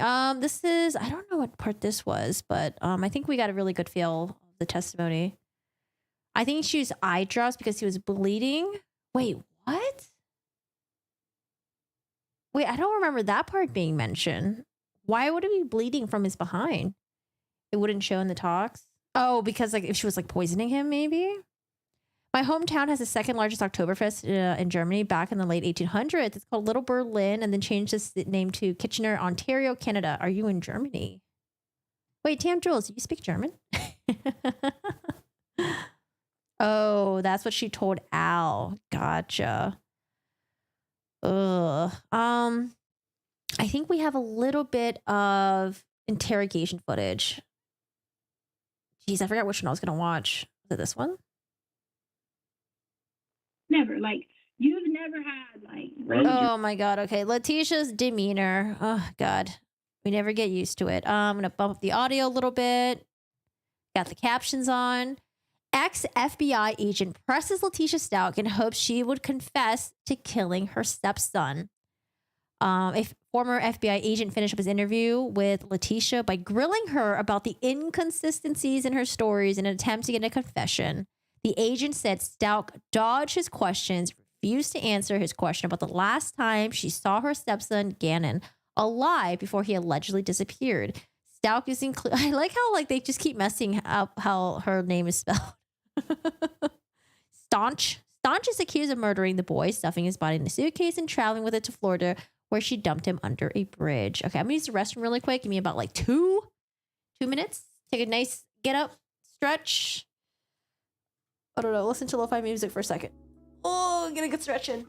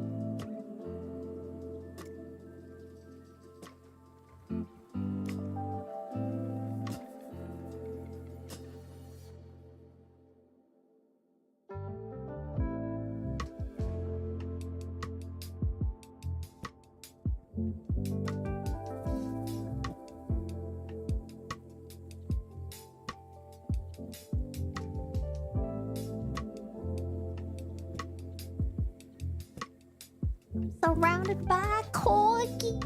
There's a corgi here. There's a corgi back. Corgis everywhere. All I need now is a cat. I get a cat so bad. We went to the cutest, there was a store in Japan that had the cutest cats ever. They had cats that look like corgis. What is it called? It's like a cat with really stumpy legs. It's so cute. Wait, is my audio messed up? Or is it just because I'm talking about my dogs? I'm using the baby voice. Hello, hello, hello. Yeah, I don't know. There's this cat that looks like a corgi. He's like, they got long bodies and then they have like stumpy little feet, little leggies. Oh, it's so bad. Ah! I didn't even know there was a breed like that. That's like all stumpy and stuff. It was a baby voice, yeah. Because I'm surrounded by little doggos. They're so cute. I don't know. I'm obsessed over my dogs. A Cheshire cat? Is that what it's called? Munchkin? Let me look up. Cheshire? Cheshire cat? Cheshire cats? I'm not getting anything for Cheshire cat. I'm just getting the Alice in Wonderland thing. Hi, Altis. How are you doing today? A Munchkin cat. Is it a Munchkin cat? Oh, it is a Munchkin cat. Oh, they're so cute. What are these guys? Are they like a forced breed that aren't supposed to be a thing, or are they a real thing? Oh my god, they're so cute. Ah, they're so cute. Ah, look at this guy. Hold on a second. Look at these guys. Oh my god, they're so cute. How do I get one? I want one so bad. Oh my god. But wait, are they like a breed that's like not supposed to be made? You know how sometimes like animal breeders will make these like really cute breeds that are like not good? Oh my god. Why is he so stumpy? Oh my god, he's so stumpy. He's so stumpy. Oh, he's so stumpy. Oh my god, they're so cute. Do not Munchkin cat. What does that mean? Oh my god. Do they have back issues though, like corgis do? Oh my god, they're so cute. Yeah, no, they have this in Japan. I was like, I want one so bad. That'd be awesome. Festivals in Germany here are about badly drinking. I have always dreamed of an extensive European tour. Ever considered backpacking? But you're over 60, so I really have to get my nerve up. I mean, instead of like backpacking, you can just like visit like one country and then just see where that goes, right? Just wing it, you know, just wing it. Go to one country and see how you're, see how you're liking it. Yeah, I thought the Alice cat was a real breed. Damn, I just showed myself to be the R word on the internet. It's okay. I don't know. I thought the Cheshire cat was a thing too. I was like, is that a real breed? It's all good. I mean, they do have some health issues. Yes, mad drinking. But there's also many traditional attractions, not just the alcohol. What's that movie? Oh, what is it called? It's like a really funny movie. And then it's like in Germany and they drink and they have like a drink off or something. Oktoberfest? Is that the movie I'm thinking of? There's this really funny movie that I watched a couple years ago where it's just like nothing but just pure drinkery. My liver hurts just thinking about it. Oh, God. I will say though, I don't really drink, but when I went back to Japan, I was like, oh my god, I don't know, Japanese food just tastes so good with a nice, cold, crispy beer, especially when it's humid out. So I was definitely drinking the beers. It was so good, so good. Yum, yum, yum, yum, yum, yum. There are also many traditional attractions, not just the alcohol. What other attractions do they have? You kind of backpack in Tunisia. Beautiful experience when the racism wasn't so bad. Tunisia. Where was Tunisia? Tunisia. How long were you in backpacking in Tunisia for? Tunisia. Tunisia in North Africa. Yeah. Yeah, I've always wanted to go to I want to see like the pyramids. I think it'd be really cool to see the pyramids in Africa. But also I don't want to die in the heat. You love Oktoberfest? Chevy Chase European vacation. 6 weeks? Oh my god. I was in Japan for like what, 7? No, I think I was in Japan for like 9 days. I can't do more than like 9-10 days. I start getting a little like crazy. I'm like, I gotta get home. I gotta go home. I saw a short spine dog in real life last week. They literally have short spine. So cute. The one I saw was a German Shepherd. I was so happy despite his issue. Oh, poor bub. I saw this pit bull that looked like a corgi. It was like a pit bull, but it was like a stumpy pit bull. It was the cutest thing ever, but I feel so bad for the guy because he's probably like super active and like, honestly, having having stumpy legs doesn't really help. If you ever made concrete plans in Germany, just message me. I used to be a tour guide in Munich. You used to be a tour guide in Munich? Interesting. I went backpacking to my fridge. It was the best thing ever. Oh, that sounds amazing. What was in the fridge? Anything good? Anything yummy? What do we got in there? All right, yeah, I really... Okay, we're gonna get off this cat. This cat is so cute. Okay, let's watch this really quick. So we have a interrogation. I wish we just had a link to the interrogation video, but you know, sometimes it is what it is. We're just watching this crappy video on another crappy video on another crappy video. All right, guys, let's get back to Letecia Stauch being interrogated. And I don't know. Let's see what kind of I don't know. I like watching interrogations because it's just so fun to see how people just embarrass themselves and they don't even know it, you know. Most of the time they think they're so slick and they're getting away with it, you know. For example, Stephanie Lazarus. She thought she was slick. She thought she was I don't know, man. She's an ex-cop and she ended up getting fucked in her interrogation and she thought she was in there to give some tips about some sort of like stolen art or something like that. Oh God. Let's do this. If you had nothing to do with harming Gannon, why would you clean up the blood that's on the wall? So you're saying you've never had anything happen in your house and you cleaned it up? Never. Like, you've never had, like... Why would you cut out the carpet? Nosebleeds. The carpet? Mm-hmm. Because I was going to get more carpet. Why did I cut out the carpet? Because I'm getting more carpet. Who cares? What? Leticia? Oh, man. Sarah Boone, anyone? Are we getting some Sarah Boone? She would break me in 10 minutes. Yo. That's all we can do. Breathe in, breathe out. Can you guys hear the audio okay? I boosted up the audio. Is it good? It doesn't... The carpet has nothing to do with cutting it out. It's getting smell. What? Stunk. I couldn't breathe. None of us could breathe. What? Did you say that Lena helped you clean up some of the blood on the wall? Wait, she got the sister to help clean up the blood on the... Wait, what? Oh, no. Lena always helps us clean up everything. Lena helped us clean up the light switch. Lena helped us clean up when Gannon had a nosebleed. That's not the question. That's not the question. Oh, God. Okay. But for this occasion, she helped with that. Now you're going to walk me back through what we've already talked about. So you're now going to go be like, oh, an 8-year-old this and an 8-year-old that. Yeah, this is a... Oh, man. How did Al put up with this for... How long were they together? Like for 4 or 5 years? How did Al put up with this? Arguing with her must have been insane. Arguing with her must have been... You know what? There's no point in arguing with Leticia. Let's just walk away. Oh, my God. How did he put up with her? That's what sane people do. They cut the carpet instead of replacing it. Yeah, you know, she just cut the carpet out. You know, she said it smelled so bad. No, you just get your carpet clean.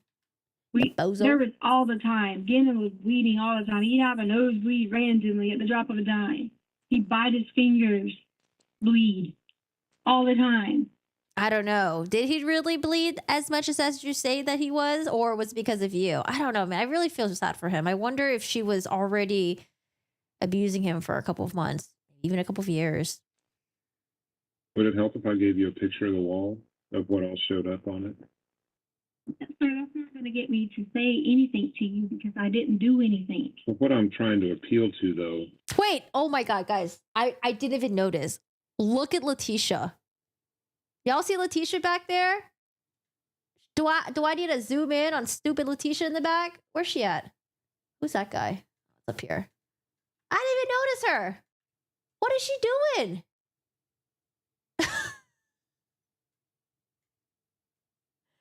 Hello? Leticia, is that you? Trying to hide behind that box of tissue paper?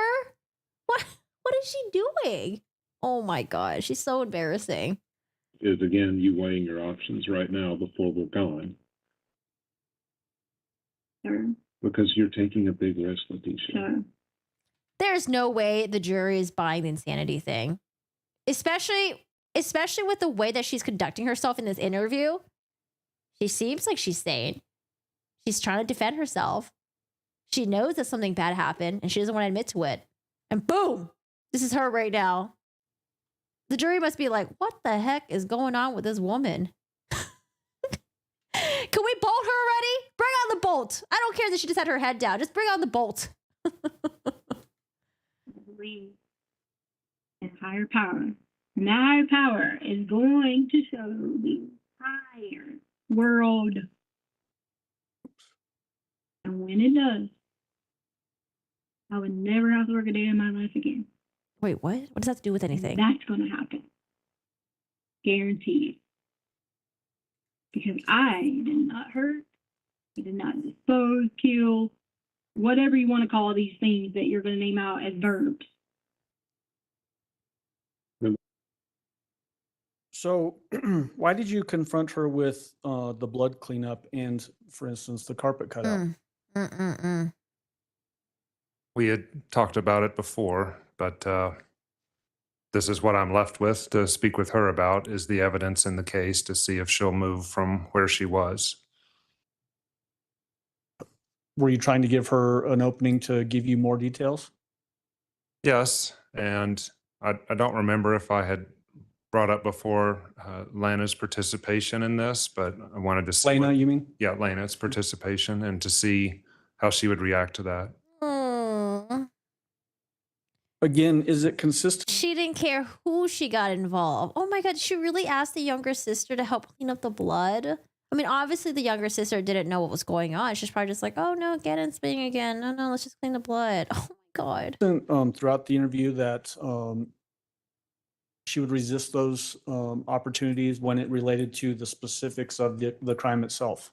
She said something about a higher power. When a higher power comes out, she'll never have to work a day in her life, and that he's not gonna get her to admit to hurting, disposing, killing Gannon.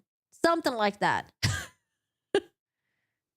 Yes, and again, she said she sees the pathway where these questions would be going, and she says she's not going to go there. Appreciating where you want to get to. Correct. Hi, Bleep. From your perception, was that logical thought process? Very. Yeah.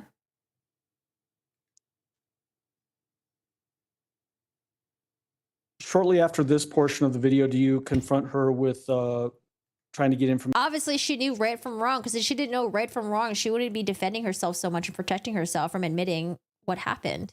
Information about, hey, there's a boy out there. Help me find him. Help me get him home. Yes. She didn't care. Let's jump to that section. 4 hours, 24 minutes, and 29 seconds. Jeez, how long was this interrogation?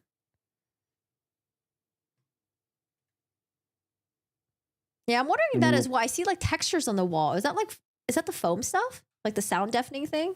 Or it kind of looks like they're like in a recording studio or something like that. The method of hiding behind a tissue box, very interesting. I heard there are some animals think that if they hide their head, you can't see them. I mean, if the shoe fits. Yeah, kids are like that too. Remember kids when they're like, what, like 1, 2 years old, they'll do this and they think just because like they can't see you, they think you can't see them. I think she's just, bleh. Can we just say that? Bleh. We'll play through 4 hours, 32 minutes, and 50 seconds. So about 8 minutes. Judge, I'm not sure if you want to allow Mr. Grusing to step down during this 8-minute portion. Thanks. So starting it at 4 hours, 24 minutes, and 29 seconds. Oh, she's moving around a bit. And about why would you act like this when there's a boy out there? I want Gannon home. Then tell me how to do it. I want to help you. I don't know. I don't.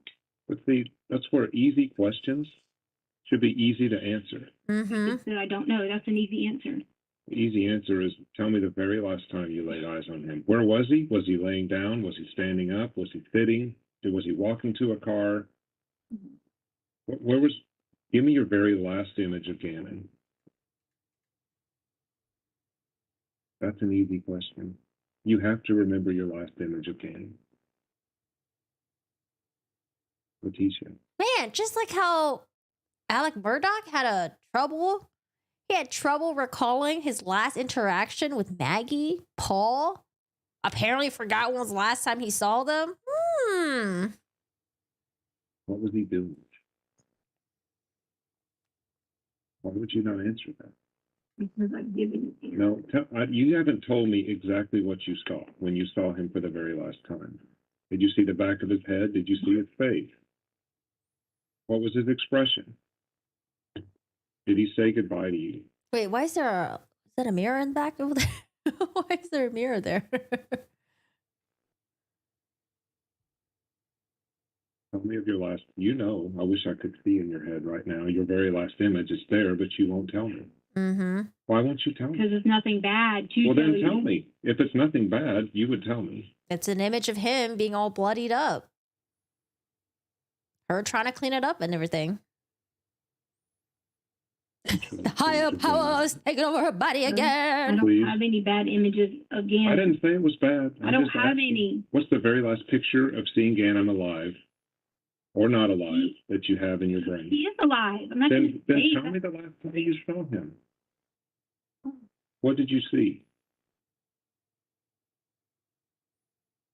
Yo, her lawyer's in the back just chilling. The guy's bouncing on his chair over there. Leticia, that's like you said earlier. Okay. Being so- a good person, you didn't hurt him, you didn't do all this. I'm repeating it back to you. Why could you not tell me then? If that all that is true, She called herself a you good know the person. last time God. you saw him. What would that hurt to tell me?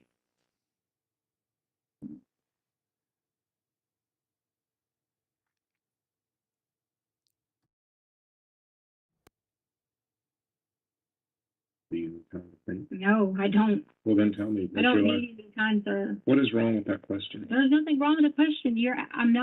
I've already made it clear that I wasn't going to answer more questions. Like, take note of how defensive and angry she sounds. How dare this investigator interrogate her about a missing 9-year-old boy? You've never answered this one. Because Hold on, it's been like 10 days. Gannon was he 9, right?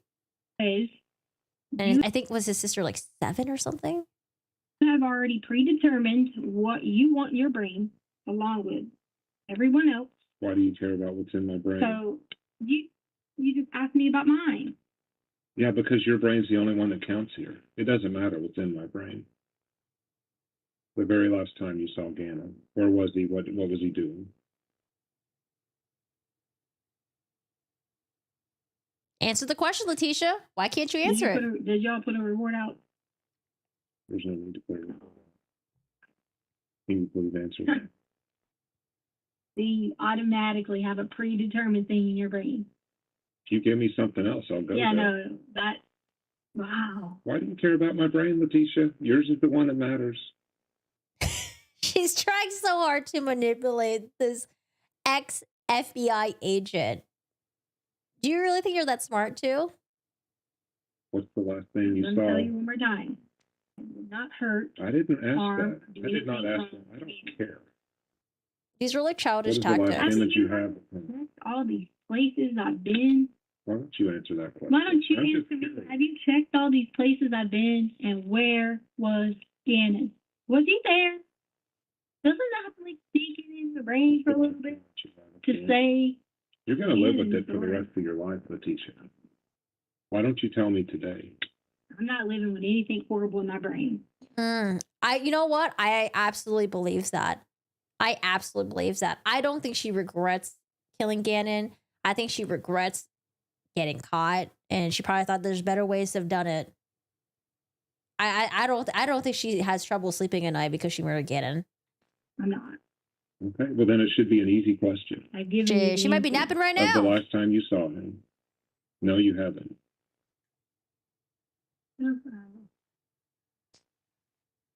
But I'm afraid it's not the image that you want to be left with. What? Sir, that's not going to convince me to say something that I didn't Okay, do. then maybe it is the image. Then tell me. Childish tactics in their hallmark. It wears people down eventually. Yep, in real life. In real life, it certainly does. With your relationships with other people, your coworkers, your friends, your family, it totally does wear them out. And you know what? At some point, it probably ends up working for them. But you know what? When you're stuck in that room for hours with an interrogator who has experience, it ain't gonna work with them. They've dealt with people like you millions of times. And especially if she's gonna go up there and take the witness stand, which I hope she does, but I seriously doubt she will. Dude, she's gonna be isolated. She's gonna be up there. And you know what? They got the time. They got the time to ask all these questions and try to drill her down. But yeah, she ain't gonna win in this interrogation. These detectives are trained to be sitting there for like hours and hours asking questions. I don't know how they do it though. Being a detective, that's tough, man. You gotta got patience too. I want to be bad cop always. I never want to be good cop. I want to be bad cop always. Why else would you not tell me? Because you keep going with the same question, and if you've already And you won't answer it. but you predetermined yourself. No. When I thought you were going to help, that was different. But you predetermined yourself. You didn't what tell to me say. what the last thing you saw was. So she can't come up with any creative arguments. So she's going to keep on recycling this predetermined until she comes out with another argument that she's going to latch onto. What she did to that little boy was overkill. There's simply no room for the monstrous demon like her to regret that harm because she intended and meant every second of it. Yeah. Oh, so sad.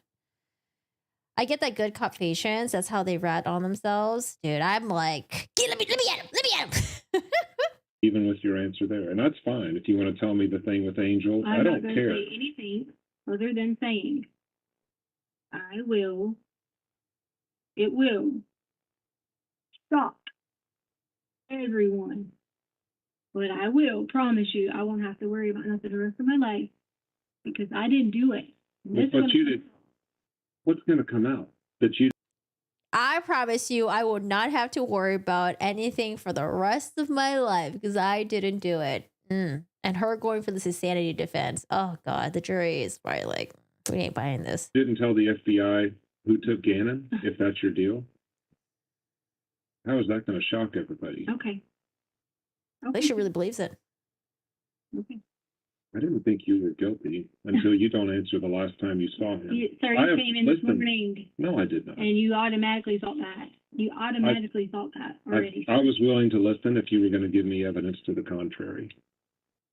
Yeah, with people like this, there's no point in really engaging with them reasonably because anything reasonable that you say is just going to go out of the window for them. You just got to keep drilling her. When's the last time you saw Gannon? Okay, when's the last time you saw Gannon? All right, so like, when's the last time you saw Gannon? When's the last time? But I have talked to many people who have seen someone disappear. It never goes away. That last image. Well, it never goes away, and you've got it in your mind, and you won't tell me. Right. There's only one reason you won't tell me. You're right. People do have, when people do bad things, their images stay in their brain. You're right. Bad or good. A lot She of these doesn't think dads she did a didn't know bad when thing. the last time they were going to see their daughter. I mean, And they still remember it like it was yesterday, 14 years later. oh yeah. You remember the last time you saw Gannon. Yeah. So tell me what you saw. Nothing negative. So tell me what you saw. I saw nothing negative. I saw nothing again. You're telling me nothing. You're saying nothing. I saw nothing negative. Oh my God. Okay. Just tell me what you did see, the positive. Winning. Where was he? Was he standing? You said, tell me what I see. I'm just going to tell you Okay, I'm sorry to interrupt. how Gannon was. Okay. Okay. Gannon was fine. Gannon, nothing was wrong with him. Gannon was happy. Gannon is my favorite stepchild. My favorite. What? I know everybody says they have favorites and things like that, or say not really necessarily favored or whatever, but he was. Do you remember how we talked earlier? Remember how we talked earlier about? Why did she decide to go that route? Oh, Gannon was my favorite stepchild. I feel like she's just trying to fuck with the interrogator. Let me just throw a curveball at him and see how he reacts to I'm this. going to ask you a question and you go around. I'm not answering that question. You're saying you're giving me qualities of Gannon. You're not saying what you saw. You're saying he's a favorite stepson. What did you see? Was he standing or sitting? I didn't do anything to Gannon. I didn't say you did. I said your last memory. Okay, well, I didn't do anything to Gannon. So. Do you have it in your mind right now? Yep. Seeing him for the last time. Oh, well, it's not going to be the last time. But The last time you saw him. Do you have that? Do you have that picture in your mind? Yeah. Yes or no? So we're about what, like 12, almost 12 minutes in. Do you think they're gonna move from this point? We've been on the same point for almost 12 minutes now. Do you think that he's gonna finally get her to admit? Because they were probably on this for even longer than 12 minutes. This video has been condensed, but do you think at some point she's gonna actually give him what he wants? Or is she just gonna continue dodging? I know you're really good at what you do.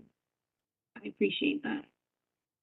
You really do. Ooh, now here comes the compliment. Ooh, I appreciate that. You're really good at what you do. I know that, but I don't do this. This So is why why- don't you tell me the answer to that question?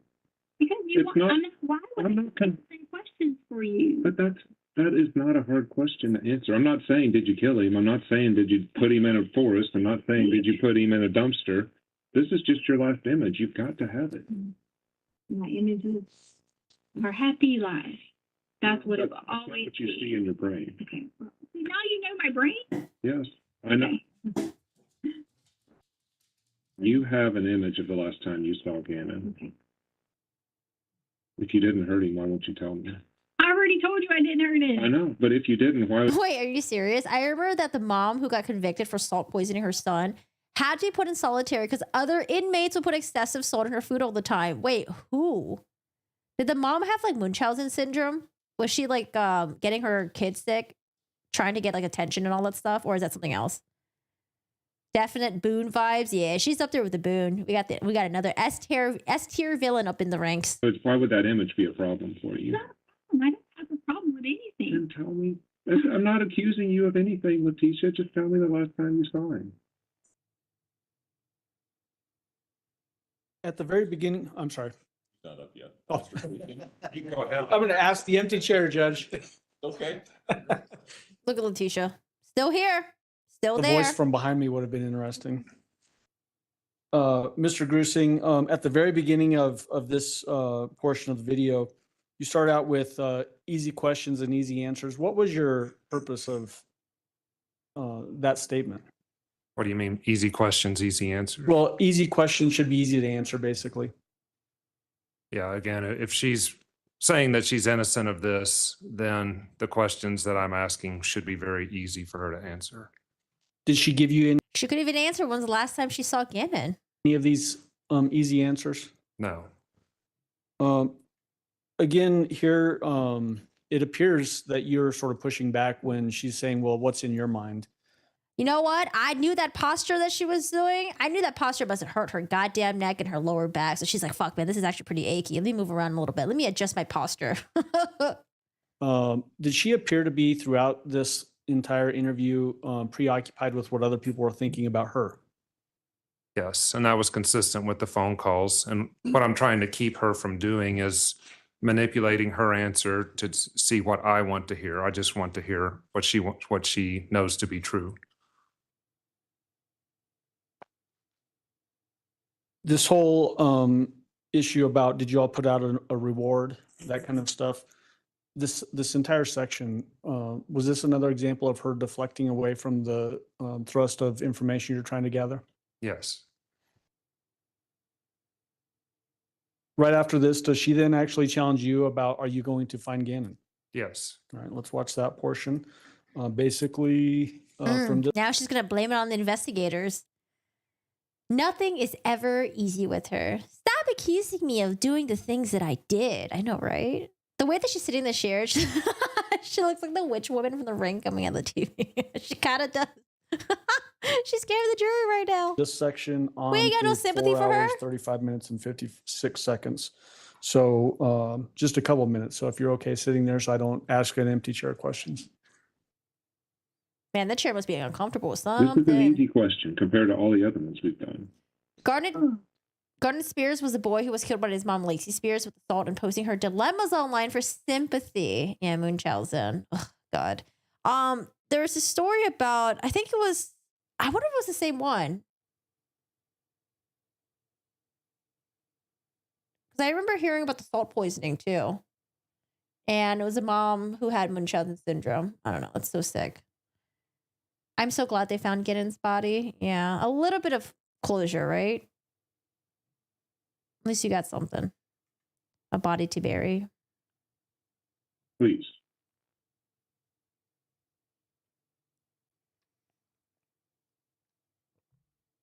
Are you going to find Gannon?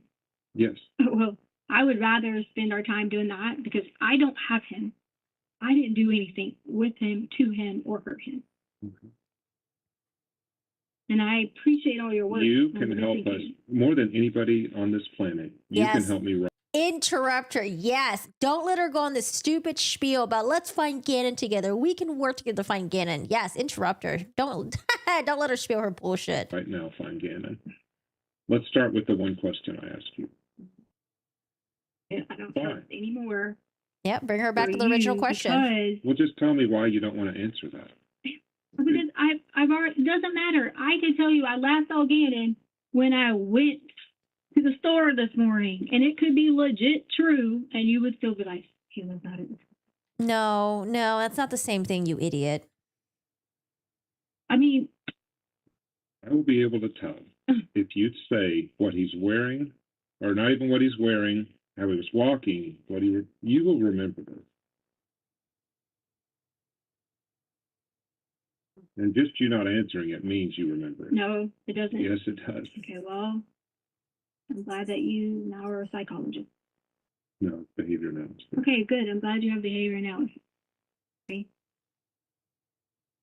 Look at the posture, though. Guy's posture.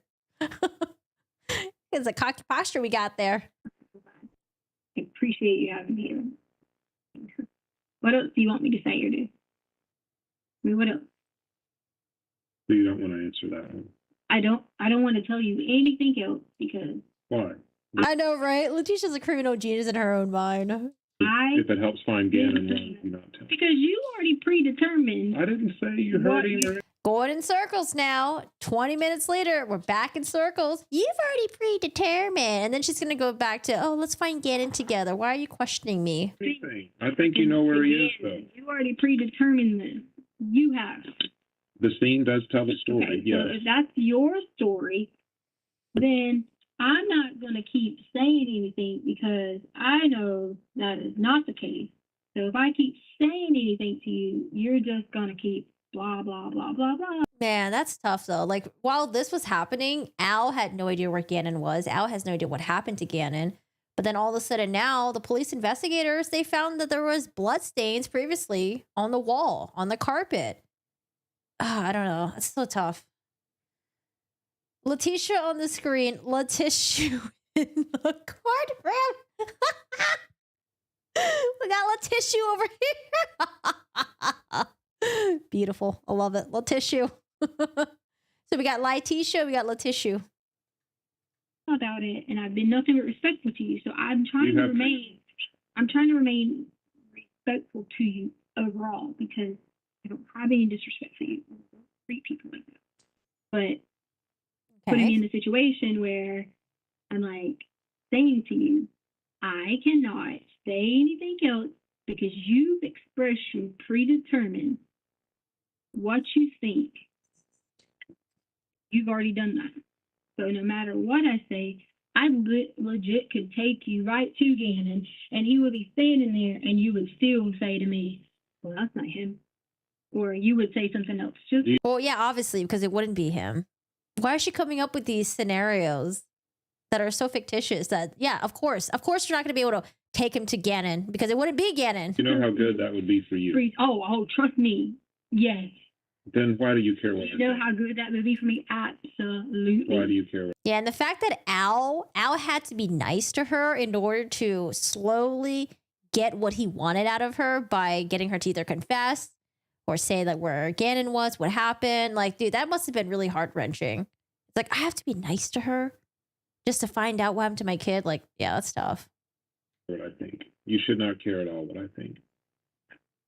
You said I wouldn't think. Oh, Leticia You on the could take move. us to Gannon right now. That So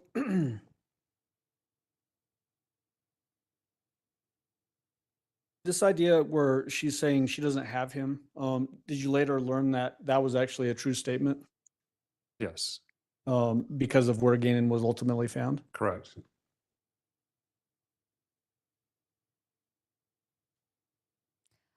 So wait, I have a question. When they drove to Florida, was there not a tracker put in her car? Did no one follow her to Florida? Because again, it's not like the police investigators tracked her to Florida and then found the suitcase. The suitcase was found by some like bridge workers, I think, in Florida. Later on in this interview, did you confront her with her ability to dodge questions and spin stories?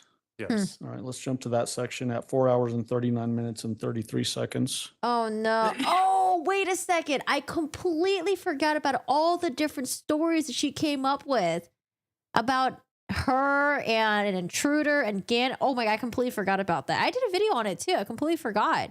Dude, she came up with like the most wildest story ever. She said there was like a home invasion. She said that she met someone at like a Home Depot or something like that. Or no, construction site to try to get them to come and repair the carpet. But then they bashed in the house and then they like assaulted her and they took Gannon into a suitcase and kidnapped her and kidnapped him. Oh my God, I forgot all about all the lies that she came up with. Oh God, the story changes so much too. It's not even consistent with the new lies that she came up with. Bless you.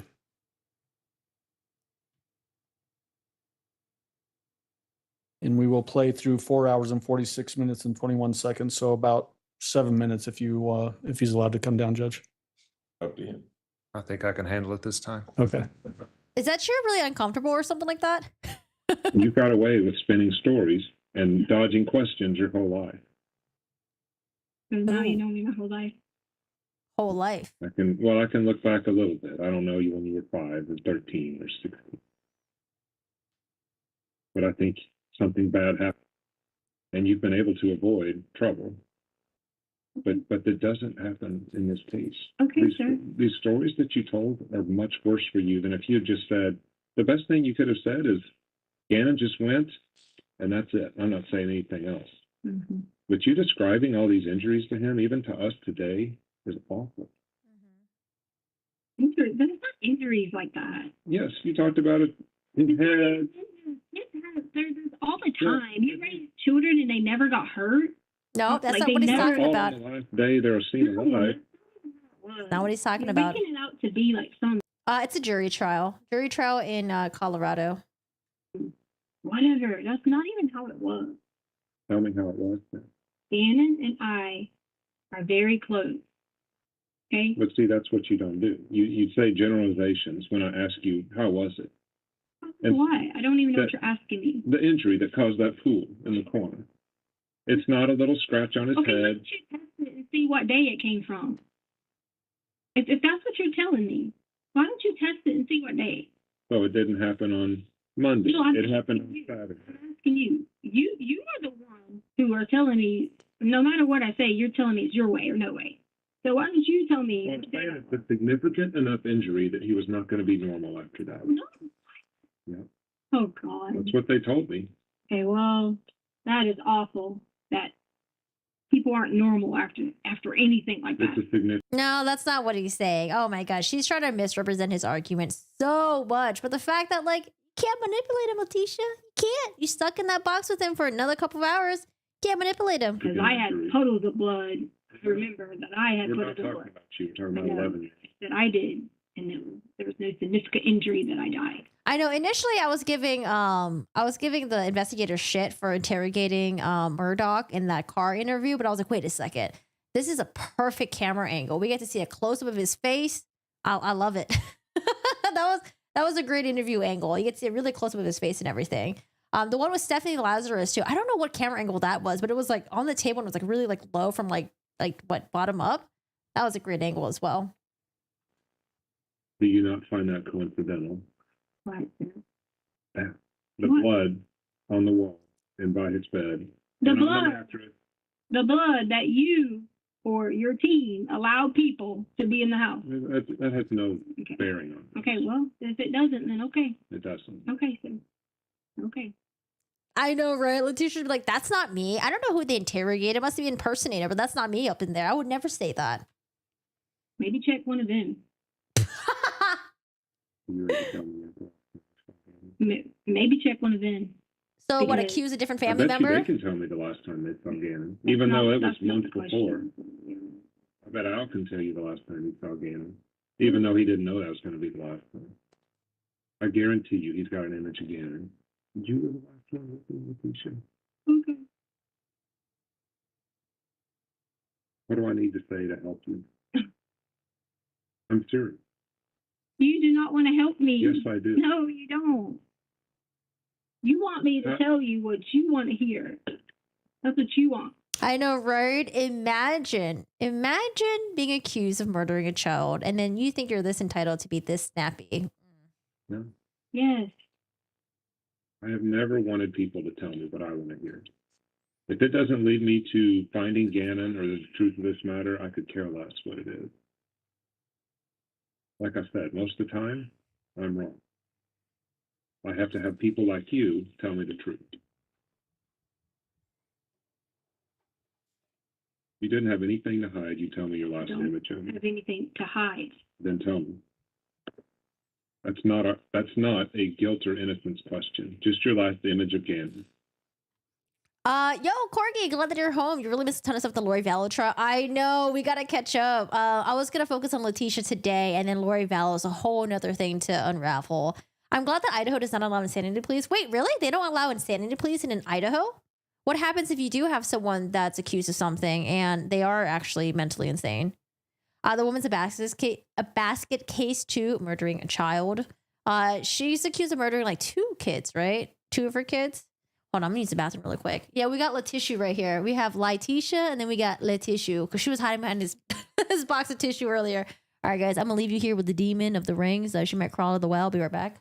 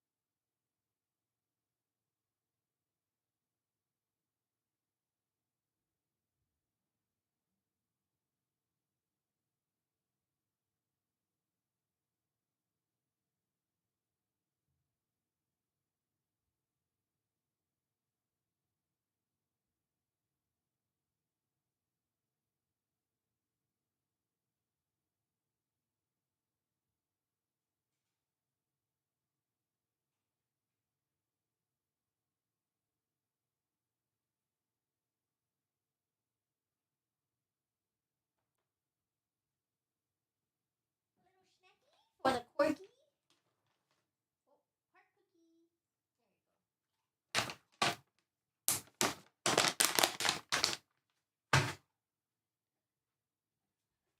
Oh, I didn't tell you guys. I inadvertently made my dogs fat. I gave them like more food. I upped their food before I left. And then I came back and I was like, oh shit, I think I gave them way too much food. So now after I came from Japan, my dogs are a little bit chunkier. You gotta readjust their food now. I noticed that too. She's probably studying the menu of a prison restaurant. She's reading now, but her body language is clutched. I don't know, man. She's pretending to read. It might be like a notebook there that has no writing. It's just like a plain, empty notebook. All right. Resuming with Leticia. We're almost done, guys. Okay, now you don't have to tell me the last time you saw him, just your last image in your head. What's the last image in your head you have of him? No? Or was he? Yeah, you said that's image. That's the image. I mean, was he sitting? Is he standing? Is he laying down? What's he doing? Walking Walking? Towards you or away from you? away. Walking away? Both. All right. I mean, getting a little bit here. Oh, apparently. So we already saw the web searches that Leticia did in the arrest affidavit, but there might be more. I think someone in chat mentioned how to stop arterial bleeding, or I hate my stepson, or something like that. I don't know if that's true, but yikes. Let's listen to a little bit. Oh, I took my dog to the vet for routine checkup. He stunk out the place as far as for mini Chernobyls. Oh no, has he been eating something? It's messing him up. Agreed. The body language is so essential too, because during initially interrogation, they haven't been schooled by lawyers to behave a certain way. Gives so much. Yep. That's why I love watching interrogation videos. Oh my God. Because you know what? Initially, like they think that they're going to get away with it, or they think the cops don't think that they're a suspect. And in the moment they realize that they're a suspect, or the moment they realize that the cops have evidence on them, it's the change in facial expressions and the body language. It's just like, oh, that quick little instant 1 second change. So I don't know. It's so entertaining. I love watching it. All right. So now we're going to talk about the web searches. I'm going to speed this up to 1.25 and let's see if it's any different.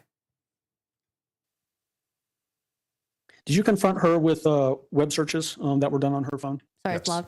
I'm going to jump to that portion of the interview, and this is 1 hour, 56 minutes, and 52 seconds through 2 hours and 10 seconds. Oh, man. So he's going to confront her with all the stuff that she was searching. Let's see how Leticia reacts to it. Let's see what she said. Let's see what kind of poor excuse she comes up with. Ugh.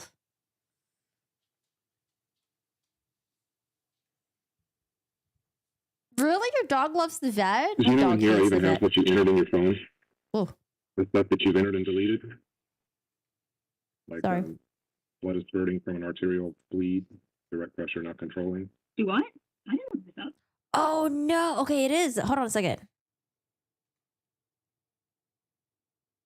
See, like, oh, God. That's why I think that she hurt him before she, like, maliciously attacked him. Like blood is spurting from an arterial bleed, direct pressure not controlling. Do what? I didn't look this up. It's from your phone. Blood is what? Spurting from an arterial bleed. No. Somebody did from your phone. I don't like my stepson. Wait, oh my God, how dumb is she? She Googled all this? Seriously? And what did she do? Like, delete her internet history thinking that she was going to get caught? No. I don't like my stepson. Should I get a divorce? Stalk cheating. I'll stalk Instagram. I'll stalk cheating in Colorado Springs. Catch I'll stalk cheating. How to get blood out of sheets. Out of sheets? Mm-hmm. I want immunity. Well, the blood out of sheets was because we always had, like, always nosebleeds. If I ever looked at blood out of sheets, it was nosebleeds. And I I figured it might be something. didn't ever look up anything about an artery or something unless it went from something else. It's on your phone. And I never looked up anything about my stepson unless someone else did it. But the reason I brought up gangs is you She says someone else. Oh, man, she's going through all the excuses. What? There were searches made? No way. Well, if there were searches made, it wasn't me. I didn't do it. Oh, the blood? Oh, the blood is from something else. Oh, my gosh. She's going through all the excuses right now. looked up. I want immunity because it was gang related. And this sounds like find me a new husband. Find me a rich guy who No. wants to take care of his kids. The new husband is just because Albert already knew that was about the lady Debbie Sherrill who wanted to find a new husband after 35 or something. He picked me up on Amazon. And like a lot of these can have nothing to do with this. It doesn't. I get it. And Can I spray paint wood? spray paint wood. Well, we always were doing. Yeah. I'm doing all the work for my stepkids and their mom doesn't help. Oh, that bothered me. Yeah. Yeah, I don't blame Oh, them. yes, because I wanted them to be mine. Like, So the innocuous searches are the ones that show just, oh, yeah, that's me. Oh, yeah, I did that. Uh-huh, yeah, I'll admit to that. As if it's going to make her look any better. like What about it? me to be their child. Hit and run? You Googled a lot on Leticia and traffic accident, hit and run. I didn't hit anybody. No? What was that? What date was it? I don't have a date on these. I was downloading stuff as I was coming on the plane. Yeah, no. I don't. My If you tell husband me wants a divorce. My husband wants a baby, but I want an abortion. One day, some people will wish they treated you differently, which I get that. Parenting should be 4 people, not 1. Quote the suicidal person might say. I mean, these make me very sad when I read them because I can see you're doing all the work at home by yourself. which I wanted to be there. Like, I wanted to totally have the kids as my children. That's the point you're not getting. Like, I wanted those kids to be saying to me that I'm their mom. Yeah. Like, I am the person who does it, cares for them, loves them, everything. So you can think that What do you do if you suspect a person swallowed poison? Did somebody actually swallow poison? poison. I don't know. I always click things and read them. I always click them and read them. No, idiot. He says that you're searching for this. Not that like these are just popping up on the ads or something. You're just clicking on it. You're searching for it actively. Did somebody swallow it? No one swallowed any poison. You will never forgive me and treat me like a princess. You'll never know when it's too late. Oh yeah. I mean, I always search for things when Albert. It seems like she always searched for things that was on her mind. Yep, I know. I think she was trying to stage a hit and run too. So in that particular portion, you mentioned the immunity. Was there particular phone calls during the consensual recorded phone calls process where she was also saying the same thing to Al in those phone calls?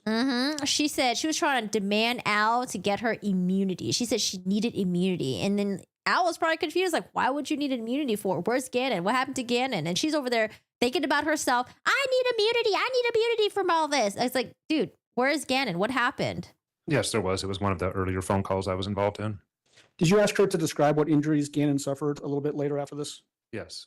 I'm going to jump to timestamp 2 hours and 50 seconds. Colorado. This should be Colorado court. However, she did dump her stepson's body in Florida. She drove all the way to Florida, thinking she'd get away with it, dumping his body over a bridge in a suitcase. And play through 2 hours, 8 minutes, and 55 seconds. Everything. If you're not willing to go with who took Gannon, can you at least tell me what injuries he suffered? The true ones, as far as the cut foot, was that a legit injury? Yes. And where did that happen? So he was outside in the garage, and when he was outside in the garage, he was running to go help me take the trash, take the trash out, come back and help me get stuff out of the car, and then he stepped on something, which I left the blood there. Like I left it, like because Albert said, "Don't touch that fine wood or African wood, whatever kind of wood it was." What did the piece of wood look like? Okay. And Wait, so there's blood on the wood, and then Al was like, don't touch that fine wood. Don't be cleaning that blood off that fine wood.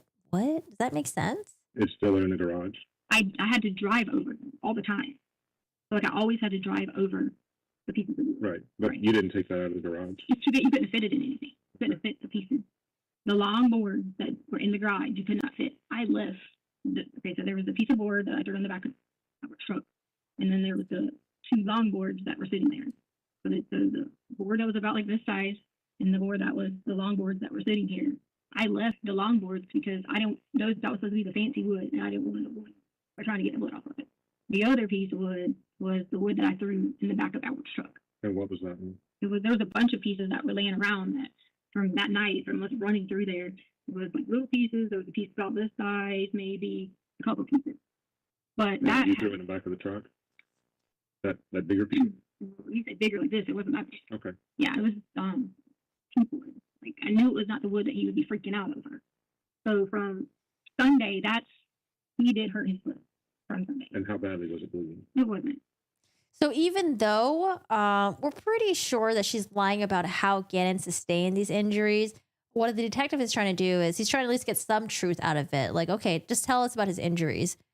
Because, I'm sure she's going to try to mix in some truth and some lies, right? So she's going to mix in the truths of the real injuries that he did suffer, but she'll mix in the lies of how he sustained those injuries. I say Saturday, I'm sorry, from Saturday. Albert had just left, like, to drive to the airport. He wasn't even gone long. Mm-hmm. He had just left to drive to the airport. Okay. So did it require a Band-Aid? Wait, what? I wonder if they can use YouTube comments against you. Wait, what are you talking about? For who? Leticia? When yeah, YouTube channel or something? Whenever he always does something, he tries to be like, he's not like laying over. He's like, oh, I need a Band-Aid or whatever. Gannon would literally walk around with toilet paper in the middle of his toe, and it would have blood or whatever, and just run everywhere to his room or whatever. So what did you do on this occasion? We literally took the paper towel. That's why I just told you about the toe, and put it in between. So it was in between his toes is where the injury No, was? it was like. Did you see the images of the blood in the room they made visible with luminol? It looks like a slaughterhouse. No, I didn't, but I wouldn't be surprised because, they did find 19 stab wounds. He was shot at 3 times. And who knows what else happened. It wrapped here. Okay. We had it wrapped. And I don't remember if we got a Band-Aid, to be honest. This is what. Well, that doesn't sound like a big injury. Well, it wasn't. I mean, there was a big injury. I left it on the wood because I said, I'm not going to clean his fine African wood. What did it look like on the wood? Drops? Streaks? Well, what I did originally was I was trying to take water to do it, but then I realized if I put cleaner, then that wouldn't do anything but cause the wood to damage because Albert always wanted to build things with all the wood that we bought. And if I use those pieces of wood and all that stuff. Did you ever use that shop vac to clean up? All right, y'all. If any of y'all have fine African wood in your household, Leticia can help clean it up for you, okay? Anything out there? No, I never used the shop vac. The shop vac was never, I couldn't even move anything with the shop. Anything that would have been used with the shop vac would have been Albert, other than the times that we brought it weeks ago. And we did spring cleaning or fall cleaning around the house, in the corners. So that would have been the shock bag. There was nothing I ever did and vacuumed up something with a shock bag. Right, Like, that helps me. I'm you just know, asking. like any of that. Right. There was none of that ever happened. So the burns on the arms weren't that bad. The cut on the toe or the bottom of the foot wasn't that And bad. we still were able to go hiking. He was Yeah, he's trying to get like a list of all the injuries. So the burns that he had, how did he get those burns? Now he has some injuries on his foot where he was bleeding. was able to still go Right. hiking. It was bleeding on the board.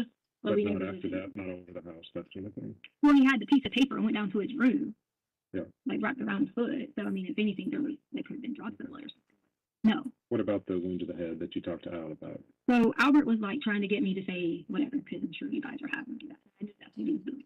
So Albert was trying to get me to say that, like talk to him about, like or whatever. So I threw out some stories to Albert because he was making me so upset. Just like everyone not understanding that intervention switch from here. And there's someone intervening in this. And that's where people didn't understand and want to say anything. So I just started rambling stuff to Albert. And I even said to you guys, hey, I know you're listening. And it was just to do whatever. But do you know what that sounds like, though, to a dad who's whipping a kid? And then you say, and a previous head wound happened where it was blood running down his face and that sort of thing. And, had to bandage it up. And Well, I don't remember saying anything about bandaging up. I think you said Quincy Brown tried to bandage it up. Oh, because he was making me mad about something. Yeah. I was going to say, I don't remember me saying I did. Hi, Joe. So he did suffer a head wound. Though. We know. Head. Yes. Head or neck. Okay. And that is what Yeah, so he's getting her to say what injuries that he had. So now we also got a head wound, we got a foot wound, we got some burns. caused the blood there. And so even if you choose not to tell us where Gannon is today because you're too nervous or whatever else, we would like to know where that was on him. So if we find him on our own, if you've given me the clues to go find him, that sort of thing, Mhm. where was that wound? Gannon is alive. He's alive, fine, but where was that wound? Was it his neck or his head? I don't know anything about a neck or head. Well, you had to clean up the wall. You went ahead. That was not that is not even from what you're talking about there had nothing to do with anything from Saturday, Sunday, and whatever. That had Oh, getting a little defensive now, Leticia. nothing to do with anything. How could it not? It did There was not. a lot of blood. It did And not. You're going to have to explain that. Sir, it did not. Well, just tell me how. It did not. I promise But you. you're not going to tell me how. So where we can help you with You're not going to help me, though. How could I not help you? How are you going to get up, Leticia, on the stand after telling all these stories, which we're going to ask you about, and then say, I can explain all that, and it's some party that I never told law enforcement to go chase? If Gannon is alive, we have an 11-year-old kid somewhere Oh, that's right, 11 years old. I think I said 9 earlier. Gannon's 11 years old. being held against his will, and you're not telling us. You might as well have done this yourself. That's why I'm saying. Let me hold you again. Right there. Yeah, so they're trying to give her an out right now because all they want to know is just where Gannon is. They're like, hey, maybe you didn't mean to do this, but if you help us find Gannon, like, you can come back home safe. What's she writing on there?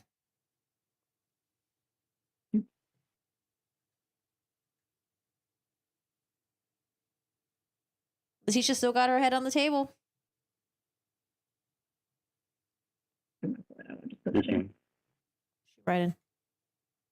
Where are we right now? Think she's down here?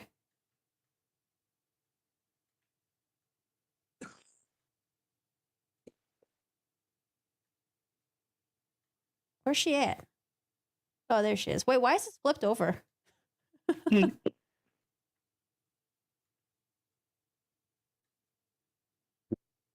So I've paused it at 2 hours, 8 minutes, and 55 seconds. What did she write down in your notebook? I just remember the first part, that the head wound was on Saturday. You remember it saying, and had nothing to do with this? Words to that effect, yes. What was your take on that? That instead of saying it on the camera, she wanted to write it down in your notebook?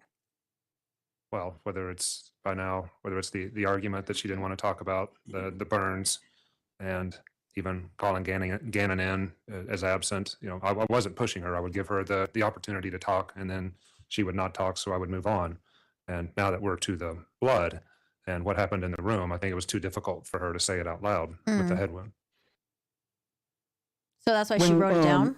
She's going over the wound to the head, and then she actually says she just started throwing out stories because Al was making me mad. You remember that portion? What Unbelievable. were your thoughts on that particular part of the interview? Well, that was consistent with what she was telling Al on the phone calls. And Al would continue to push her like, we need to find Gannon. And then she would say, what about our relationship? What about me? What about our relationship? Why do you care about your missing 11-year-old son? What about me? What about me? What about me? Okay, Sarah Boone. So she would move from finding out what happened to Gannon to her feelings. And that's what she was doing here again. Is this also an example? I know, right? Let me control delete. Let me task manager. Let me end task. Let me get the hell out of here. Of her blaming others for her behavior? Yes. Did you ask her about blood being found in the back of her Volkswagen Tiguan? Yes, I did. Okay, we're going to play that portion next. And Judge, just as I'm watching the time, is there a time that you want me to shoot for a break? 3:10. Okay. Something like that. I'll just watch the clock on that. Right. This next section picks up from here and goes through 2 hours, 10 minutes, and 57 seconds. About the blood in the back of the Tiguan. Oh God. You know what? I'm getting a little bit of like, she's not as destructive as Dara Brooks, obviously, but she's like, there's a little bit of a Dara Brooks vibes right there. I found this. Do you guys know if this is real? So I guess in court they played let's see. Sergeant Rosario Hubble walked the jury through a video showing the search of Leticia Stauch's home where possible blood was found in different areas. Stauch is accused of shooting, stabbing, and beating Gannon to death. Have you guys seen this yet? Speed up a little bit. As you can see, the gate is locked from the exterior side of the fence.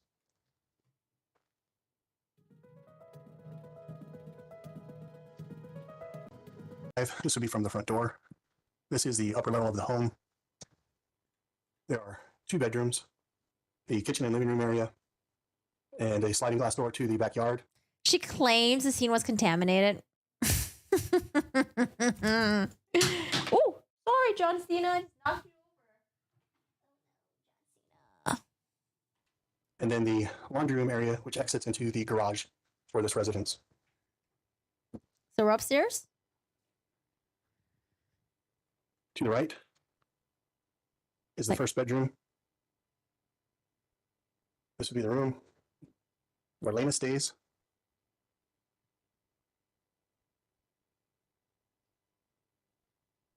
Okay, Lena's a younger sister. Hopefully, Lena doesn't have to testify.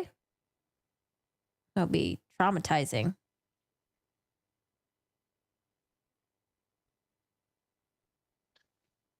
So you enter the front hallway. You see that it opens up into the kitchen area of the residence. All right, kitchen upstairs. The kitchen does have a sliding glass door that exits to the backyard of the residence.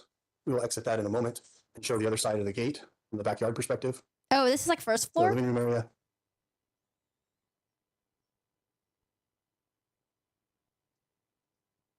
Our main hallway.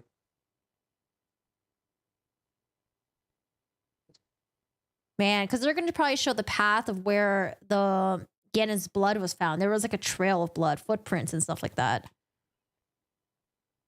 This enters into the master bedroom. Okay, Leticia's and Al's bedroom. You know, I find it very brave that Which has Gannon an actually attached slept in the basement. I would be Bathroom. crap scared to and sleep in the walk-in basement as a closet area. kid. Moving back out towards the garage. The area in front of you is the laundry area. We'll move into the garage. Oh, and also Leticia couldn't have been like, oh, it was like someone else's blood. The blood was there before we moved in. Nope. Apparently, they were the first people to have lived in this newly built home. That's the garage, I guess? That's a garage? Damn, I got some stuff in there. Like woodworking tools or something like that?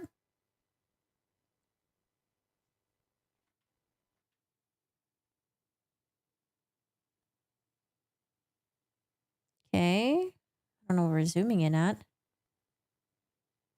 I think we're still in the garage.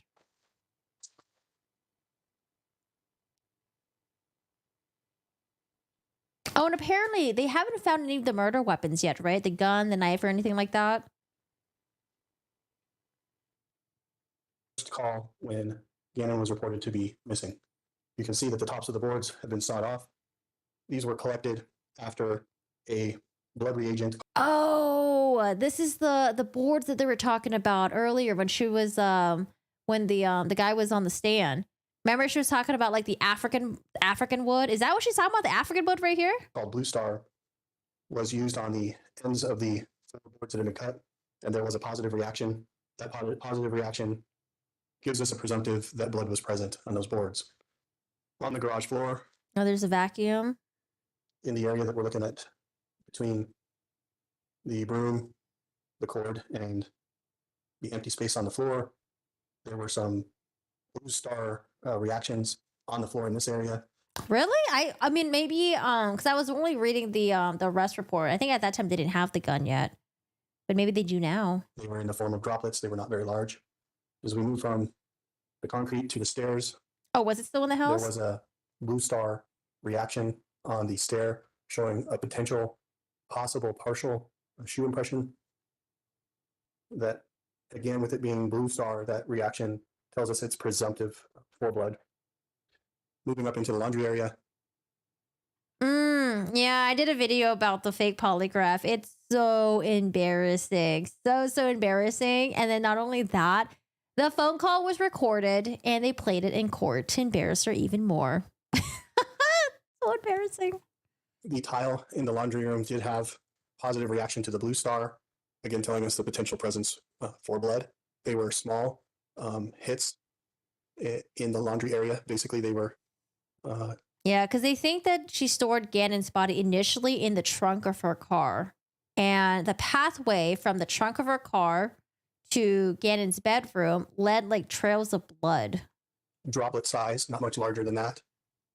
If we close the laundry room door to the garage,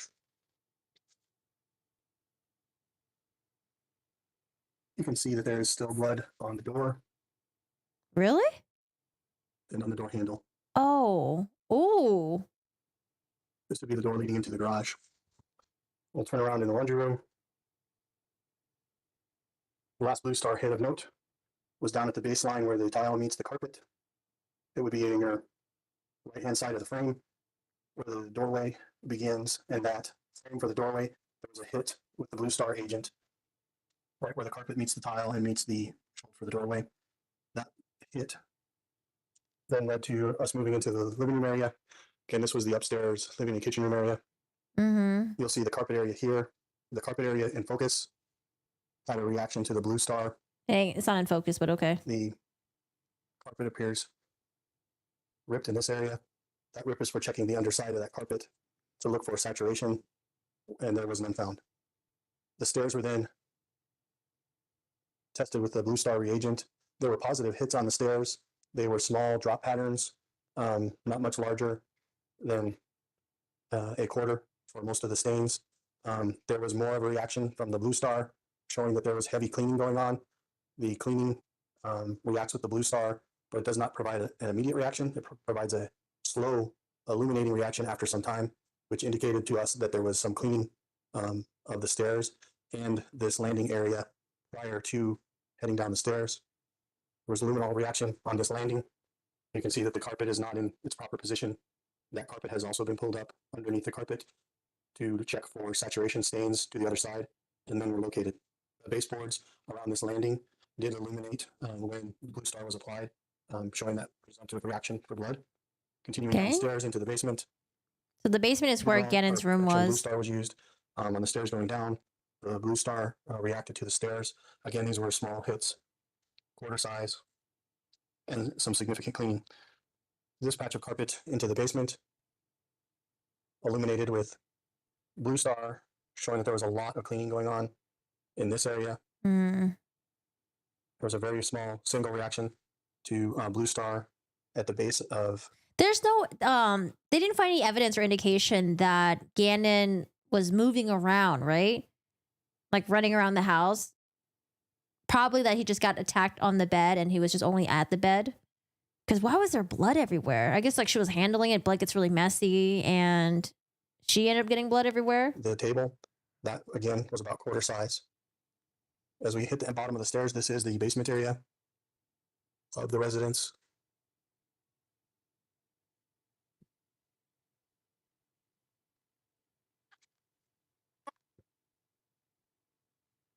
Yeah, so Leticia initially said, well, not initially, but like after like a couple lies later, she said that she was attacked in her own home and that instead of reporting it to the cops, she decided to clean the crime scene. Does that make sense? You get attacked in your own home, you decide to clean the crime scene.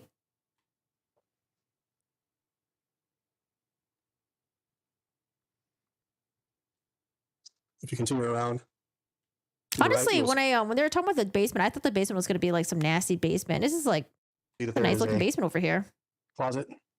It's a storage closet. We have a bedroom down here, all the way to the right.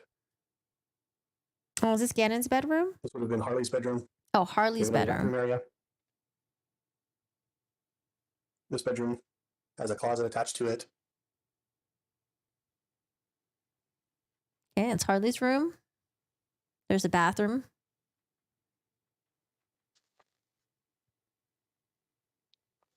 In the living room, we have the couch. The area removed from the couch was the area that candle wax was located. This was in the area for the Sunday night candle event where the candle was reported to be knocked over. When it was knocked over, it ignited a fire in the carpet. Portion of the carpet that was originally cut out was in this area here. You can still see some of the padding with a burn mark for where the padding melted. This would be the area that the candle landed. While doing a search, the area next to the candle, Blue Star was used. There was a positive hit, again being presumptive. Blood there Just a too. larger portion of the carpet was then cut out. See that? I don't know. He must have. Maybe he accidentally knocked over a candle, and then she beat the shit out of him, and that's why there's blood there. Or maybe she was triggered. She threw the candle at him, hurt him severely, and he was bleeding everywhere. And then there was like the candle, like, oh God. Oh my God. What a sad story all this stuff tells. And retained so that that could be tested. Moving back in the basement, heading back to the stairs where you came down. Again, Blue Star reacted in this area, showing a large cleaning event. We had a single hit or by this furniture leg, about the size of a quarter. We come around to the hallway. To my knowledge, the biological mother was still around. Warren, wasn't it like a 50-50 custody thing? Or was it not 50-50 custody? Because like if she didn't want to deal with his kids, she had every out to just GTFO out of there. She didn't have biological kids with him. Harley was 17. Harley had a job. She could have gotten out. She wasn't stuck with him. We have a storage room. And if you continue to the right, you have Gannon's bedroom.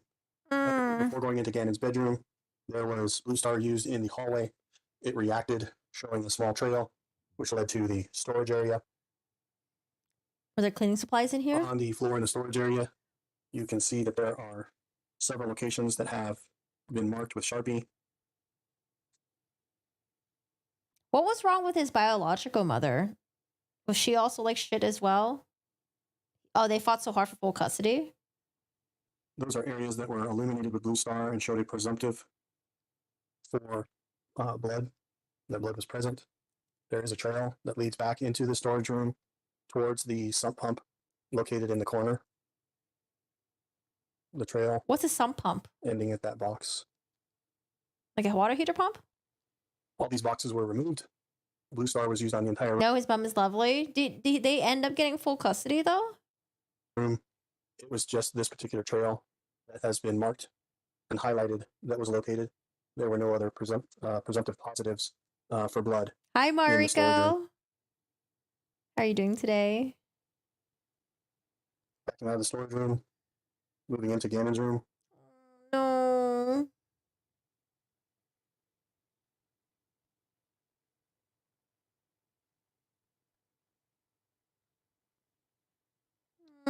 room is normally set up so that the blue and red table is generally sitting underneath the window. This bed would be. Wait, are you serious? They only had full custody for a short time before she killed him? Why didn't she? Ugh, okay. I don't know. I was like, why didn't she just tell him that, like, hey, let's not do the full custody thing? I don't know. I don't know what happened in the family. We don't know what the family dynamic was. Jesus. Ugh. Set up, ready to go. The second bed in the room would occupy this voided location, the southwest corner of the room. If you continue around in the room, there is a closet in the northeast corner of the room.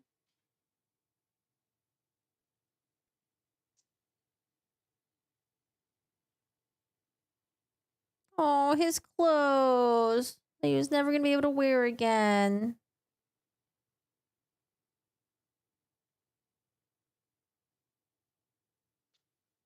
Oh, did she have some issues? Is the large stain in the southeast corner of the room.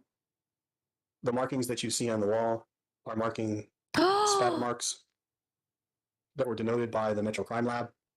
Each of these stickers is indicating a blood spatter pattern that was denoted and documented. I think he spilled the candle wax. She lost her mind. She assaulted him. He burned his arm in the process. She panicked and didn't want to answer about the burns, so she decided to murder him. It's like, how do you escalate? How do you escalate to that? It's like, let me cover something. I don't want to say small because, it's still abuse.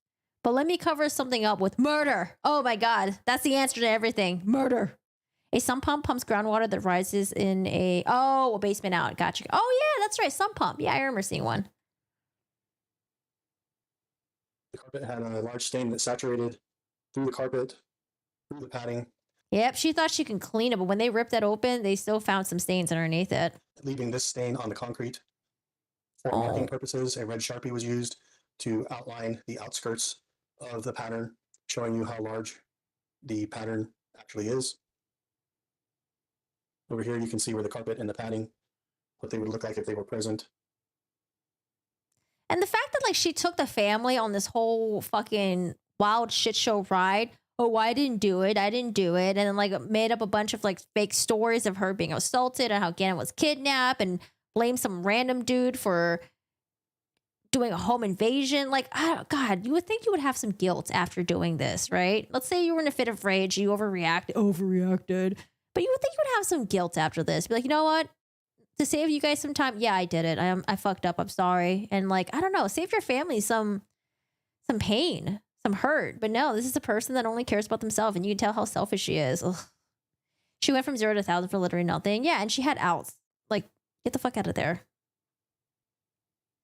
I know, right? I see. That's why when people were talking about, like, oh, the Alex Murdaugh thing didn't have good motive. I'm like, yeah, there are people that do murder their pregnant wife and their young kids just because they want to be their mistress, Why do that when you could just have a sit down conversation, just be like, hey, I'm having a divorce and yeah, let's do shared custody of the kids. Why not just do that? Something logical, right? Something that's legal instead of just fucking murdering and annihilating your entire damn family. But yeah, there are people that just resort to these stupid, crazy ideas. I don't know. They're stupid. I will then reverse my steps, go back up to the living area. I will go out the sliding glass door and show you the reverse side of the side gate. Oh, wait, why? Showing that it does not lock from the interior. It locks from the exterior side. Okay, what does that mean? And that will conclude the video tour at that point. So there's a trail of blood splatter.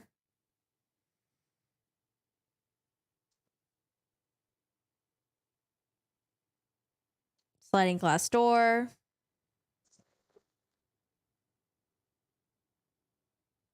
Man.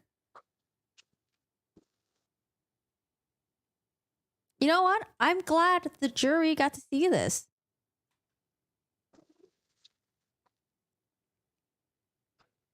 This is like a rooftop. This would be the rear yard of 6627.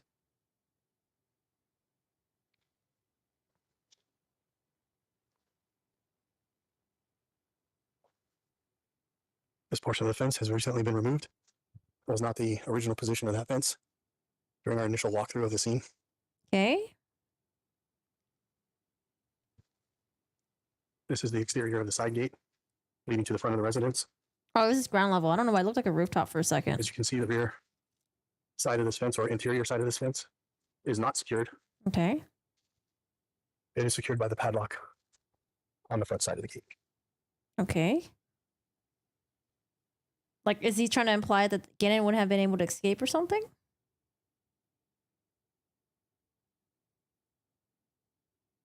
That's the end of the video. Hey, Paymon, how are you doing today? She's raging narcissist. Ugh, gosh. Okay, so we'll keep an eye on this trial. You know, I'm pretty sure she's gonna. We're pretty sure she's gonna. They're gonna come back with guilty, and they're not gonna believe her insanity thing. Oh God. I don't know if the defense. It might be the prosecution that's still going right now. So we have that, and then we have a lot to catch up on with Letecia Stauch. Are they streaming right now? Law and Crime. Is it court? I think the trial is over right now, right? For the day. Leticia. Oh wait, no, still going on. To this evaluation is the one that she has no access to. Talk about that in just a second. But with regards to going to this world. What would the jury decide for Leticia? Guilty. All right. Who's on the stand right now, actually? For instance, too much information, but when I'm having a problem trying to go to sleep, I go to a beach and I think about sitting on that beach and listening to the ocean. 97% guilty. 97% guilty. 20,000 votes. 3% not guilty by reason of insanity. 97. That's the highest I've ever seen in a poll for trials. Holy. Am I suffering from some kind of dissociative identity disorder because I do that? I would say that I would need to do a more thorough assessment. No further questions. Yo, Leticia's still having her head down.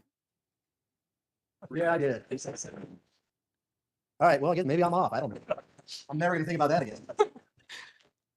Let's talk about Maria, okay? You just said that there's an Okay, so this must be a maybe psychologist or psychiatrist, some sort of like professional up there that maybe evaluate Leticia. And it's probably like, yeah, Leticia doesn't have DID. I don't know what you're talking about. The camera quality makes it look like we're watching an old court case. Yeah, they're like doing like the old webcam thing. I know they weren't allowed to get the professional cameras in the court. They could only do like the webcam. I don't know. I don't know. It's like a Zoom call or something. That's all we got. So there was a lot to catch up on with Lori Vallow, and I have my list up. We're not going to get to it today, but move this. Move. Clear this up a little bit. Goodbye, Leticia. Get her out of here. Okay, so Lori Vallow. There's we'll probably do it a different day, but Lori Vallow, we have an interrogation. Or sorry, not an interrogation, I guess a police interview after her ex-husband died. So we have that. This one is Lori Vallow's son testifying about the sibling's death. And then here's a 911 call of, I think, Lori's brother calling 911 saying that he killed Lori's husband at the time. And I think that's all I got right now. There's something about a gut-wrenching call Kobe Ryan made to Lori Vallow in jail. I think that's about it. But let me know if there's anything else that you guys have. Oh, wait. Audio recording played of Letecia Stauch day after Stepson's disappearance. Oh, I didn't listen to that yet.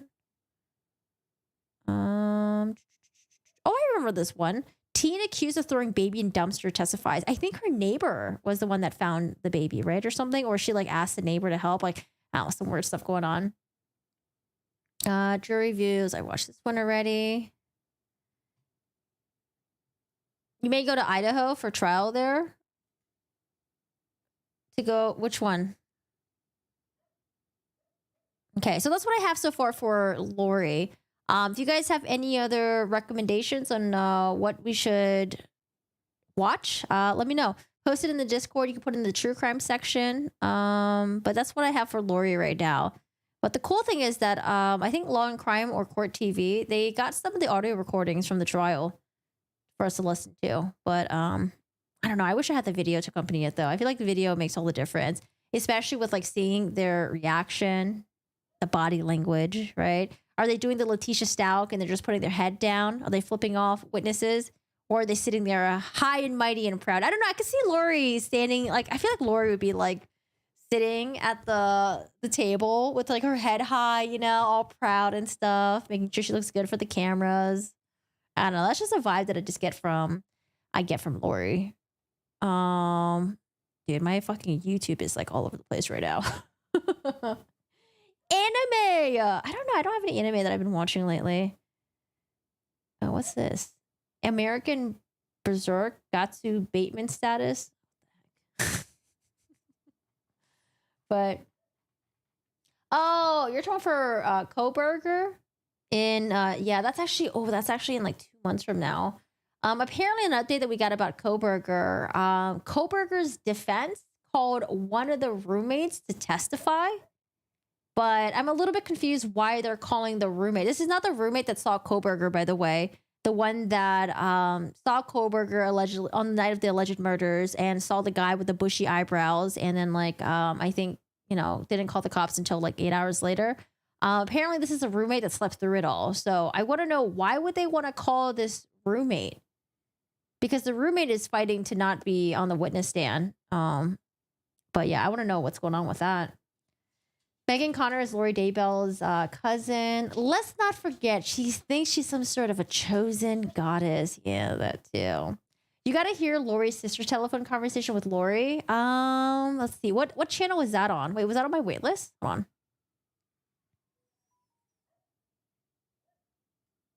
I don't know if that was.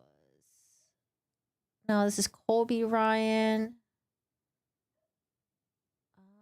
What do you know what that's on? I don't have it on here. The Megan Connor interview in Discord. Okay. Lori's cousin. Wait, is that like the, oh no, that's the niece. There was like a niece that was like sort of involved in some other plot story thing or something like that. Is there anything involving Buster Murdoch? No, nothing involving Buster Murdoch. I don't think they even think that he's involved in the Stephen Smith murder, but I mean, they're waiting for more evidence to come out, I guess. But so far we haven't heard anything from Buster Murdoch. But I'm sure if something goes down, we'll all hear about it ASAP, because a lot of people are on that story. What is this, a haunting in Venice? Ooh, scary movie alert.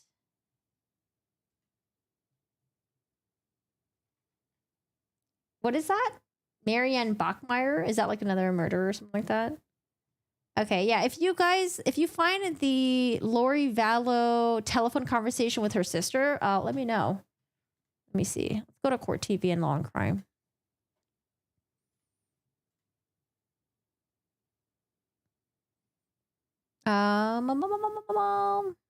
Disturbing details. Oh, is this it? I'm sick to my stomach. Lori Vallow's sister blasts her for kid's death in jail. Oh, this one. Okay, we found it. FBI agent describes horrifying discoveries found at Doomsday Prophet Chad Daybell's property. Oh no, wait, what's this? Leticia Stauch claims she summoned vampires from Alaska. Forensic psychologist. Oh no, should we watch this really quick before we go?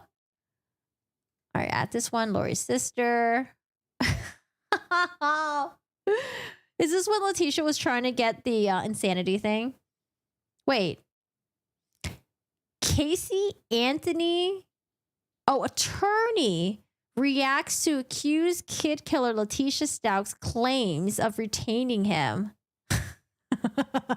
Wait, what? Did Leticia say that she tried to get Casey Anthony's lawyer? Oh, Lord. Oh, God. I learned that apparently all members of the Mormon religion refer to themselves as saints. Oh, I have no idea. I don't know much about Mormonism. I had one teacher that was a Mormon, but I don't remember much. Because Smith was going to out him. I mean, those were like in the rumors, but yeah, we're just waiting for like evidence and stuff like that. There's a lot of rumors that Buster was involved, but I think that's all that we have. Okay, let's listen to this really quick before I go. To just have a mental illness. I just want to talk about the vampires some more. Did you talk to Ms. Stauch about her experience with vampires during your forensic interview? I did. Tell the jury about that. Wait, how? Okay, when she was doing this, when she was talking with this forensic psychologist, how long after her being accused or arrested did she come up with this vampire story? Oh God, hold on. Accused stepson killer Letecia Stauch mentioned vampires in her forensic interview, saying she got the names for the movie Twilight. She also mentioned Tupac, telling psychologists she did not believe the late rapper was dead.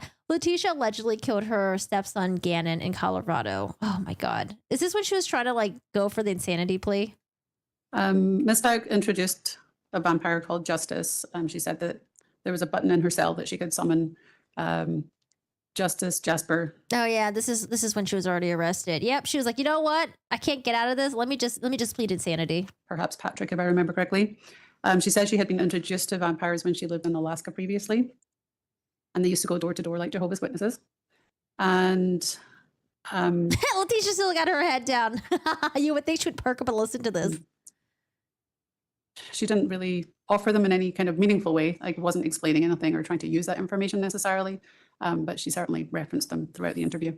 Did she tell you where she got these names for these so-called vampires she's talking about? She directed me to the movie Twilight.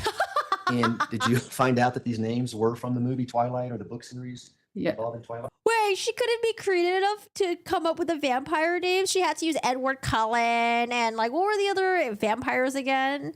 There was like I don't remember any of the vampire names. Dude, I actually did read all of Twilight. Okay, I read all 3 or 4 books of Twilight. I don't remember the rest of the characters. Yeah, a few of them for sure. I'm not familiar with the series myself, but I Googled.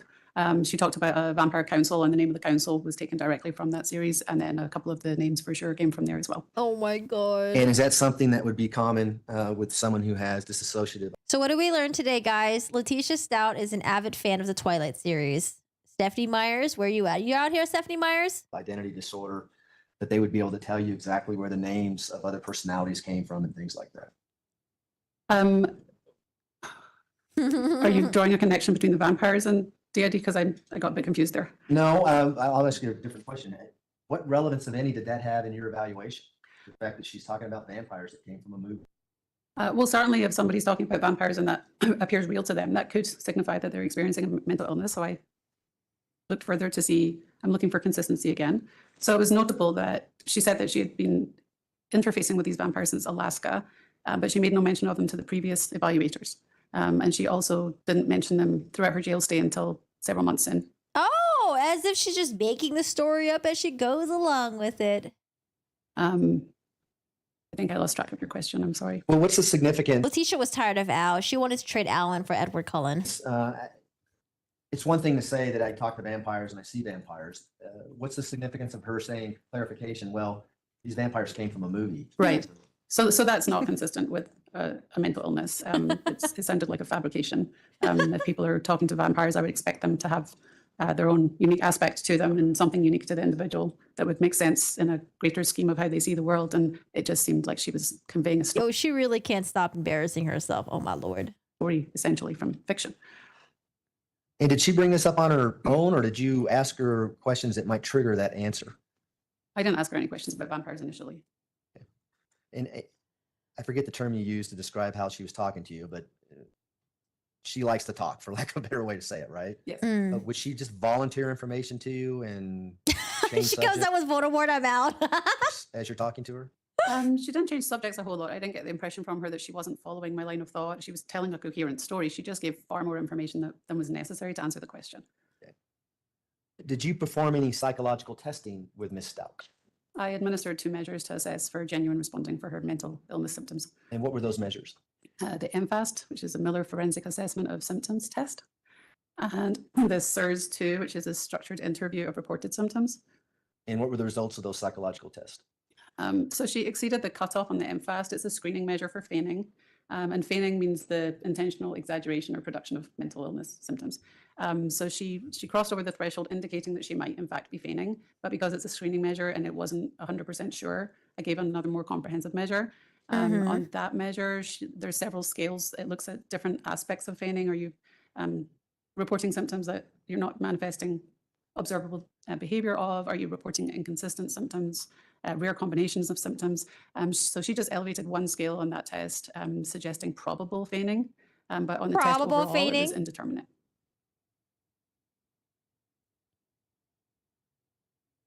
In your report, it indicates Laura's like, that indeterminate my she ass. yielded a total score of 12. Do you remember what test that was on? That was on the MFAST.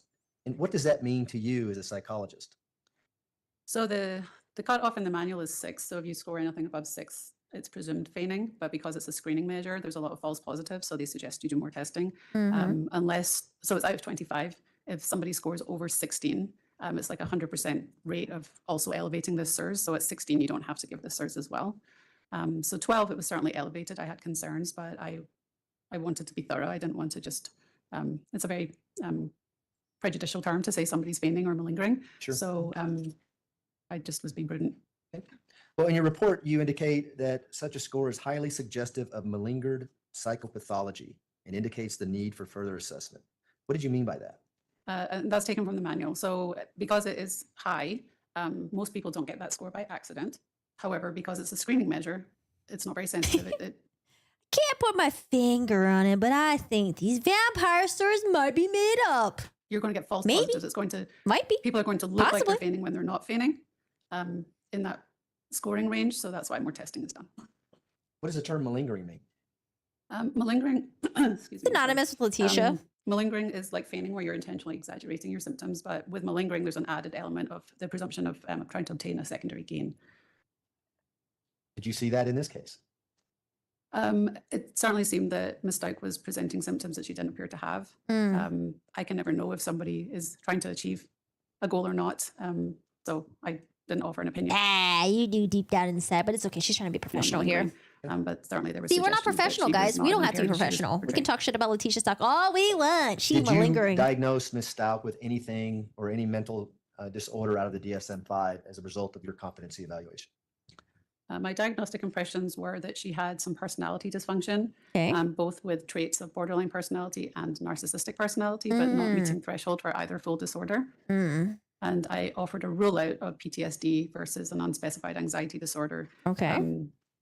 I just didn't have enough information. And given that it wasn't a clinical information and I wasn't there to help her, I didn't want to probe too much into her trauma.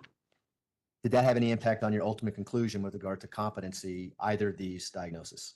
Well, she's doomed. Yeah, she was doomed to begin with. I don't know. There was no, not even Casey Anthony's lawyer would be able to help her out of this. Doomed. Doom, I tell you. those diagnoses would not really reach the threshold of a mental disability. I wouldn't be surprised. I mean, the only thing that she hasn't tried yet, she hasn't tried to blame the 7-year-old sister. Okay, Gannon Stauch had a younger sister. She hasn't tried to blame the sister yet. Because I mean, I wouldn't be surprised if she gets there at some point. You know what? It wasn't me. The sister was home the entire time. She was there during the time of the murder. It was the sister.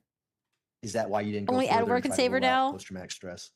Whether or not she had post-traumatic stress, she did not demonstrate functional impairment as it related to competency. So for my purposes, it wasn't important. Okay.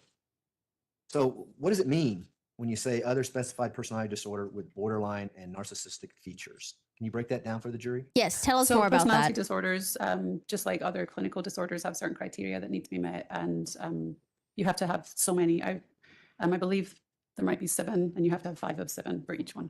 Okay.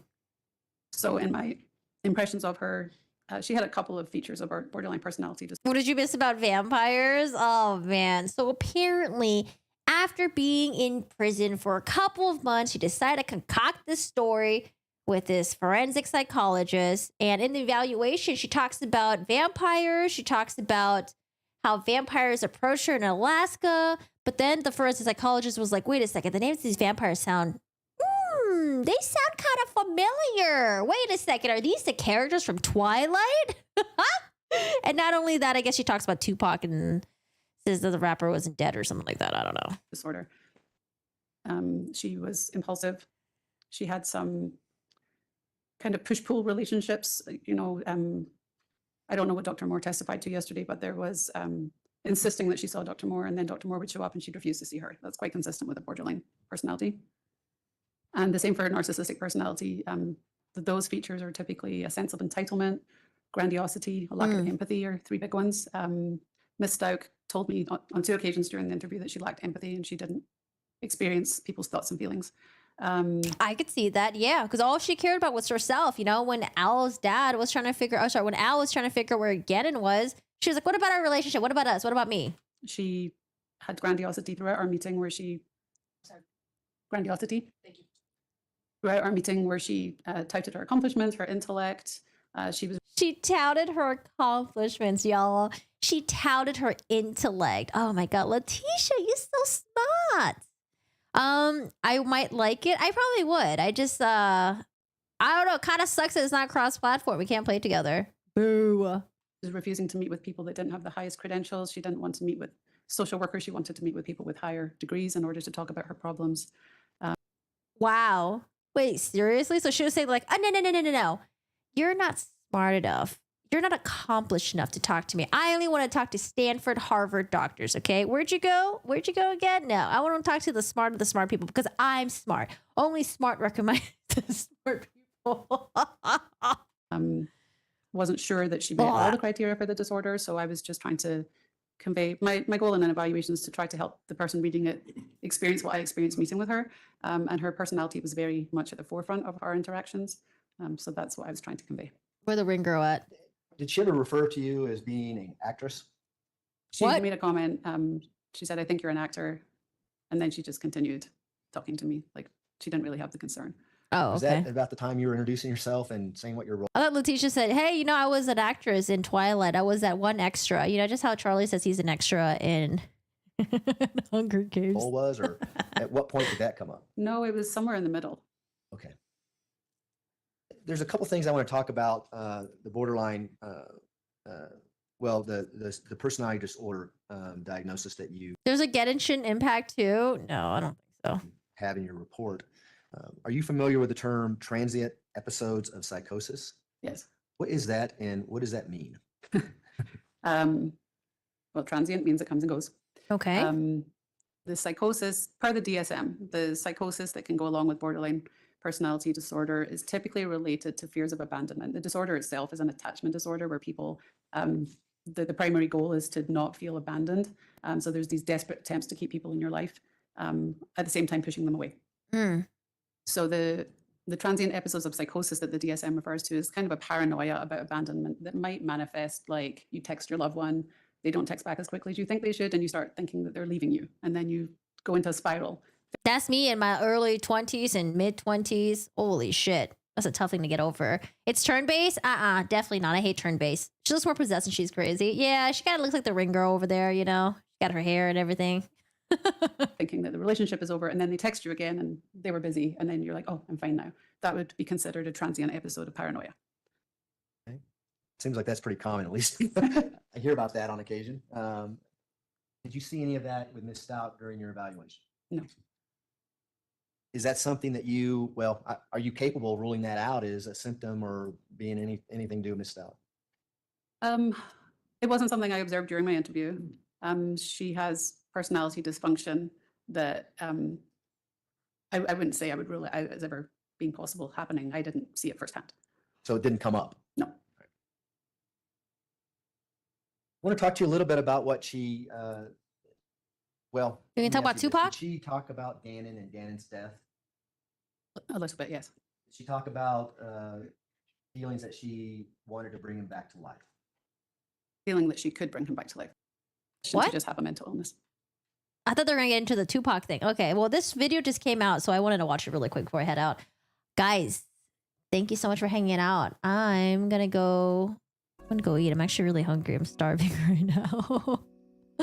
I am starving. I'm going to go eat. A little jet lag, but I got to stay up. I got to stay awake. Can't go to sleep. If you guys missed any parts of this stream, we'll have the live stream up, and then I'll probably chop this video up because I haven't posted on YouTube for a while and I need content. But I'm going to chop up the video, and then you can watch parts of it that interests you. So today we covered, we covered and we caught up with Letecia Stauch. We're going to have to catch up with Lori Vallow next. That's going to be the next one. If you guys have anything you guys want me to watch together on stream, just post it in the true crime section in Discord. If you haven't joined Discord yet, come join us. It's basically like a community hangout. You can post links, videos, memes. I don't know, could chat in there. So join the Discord if you haven't already.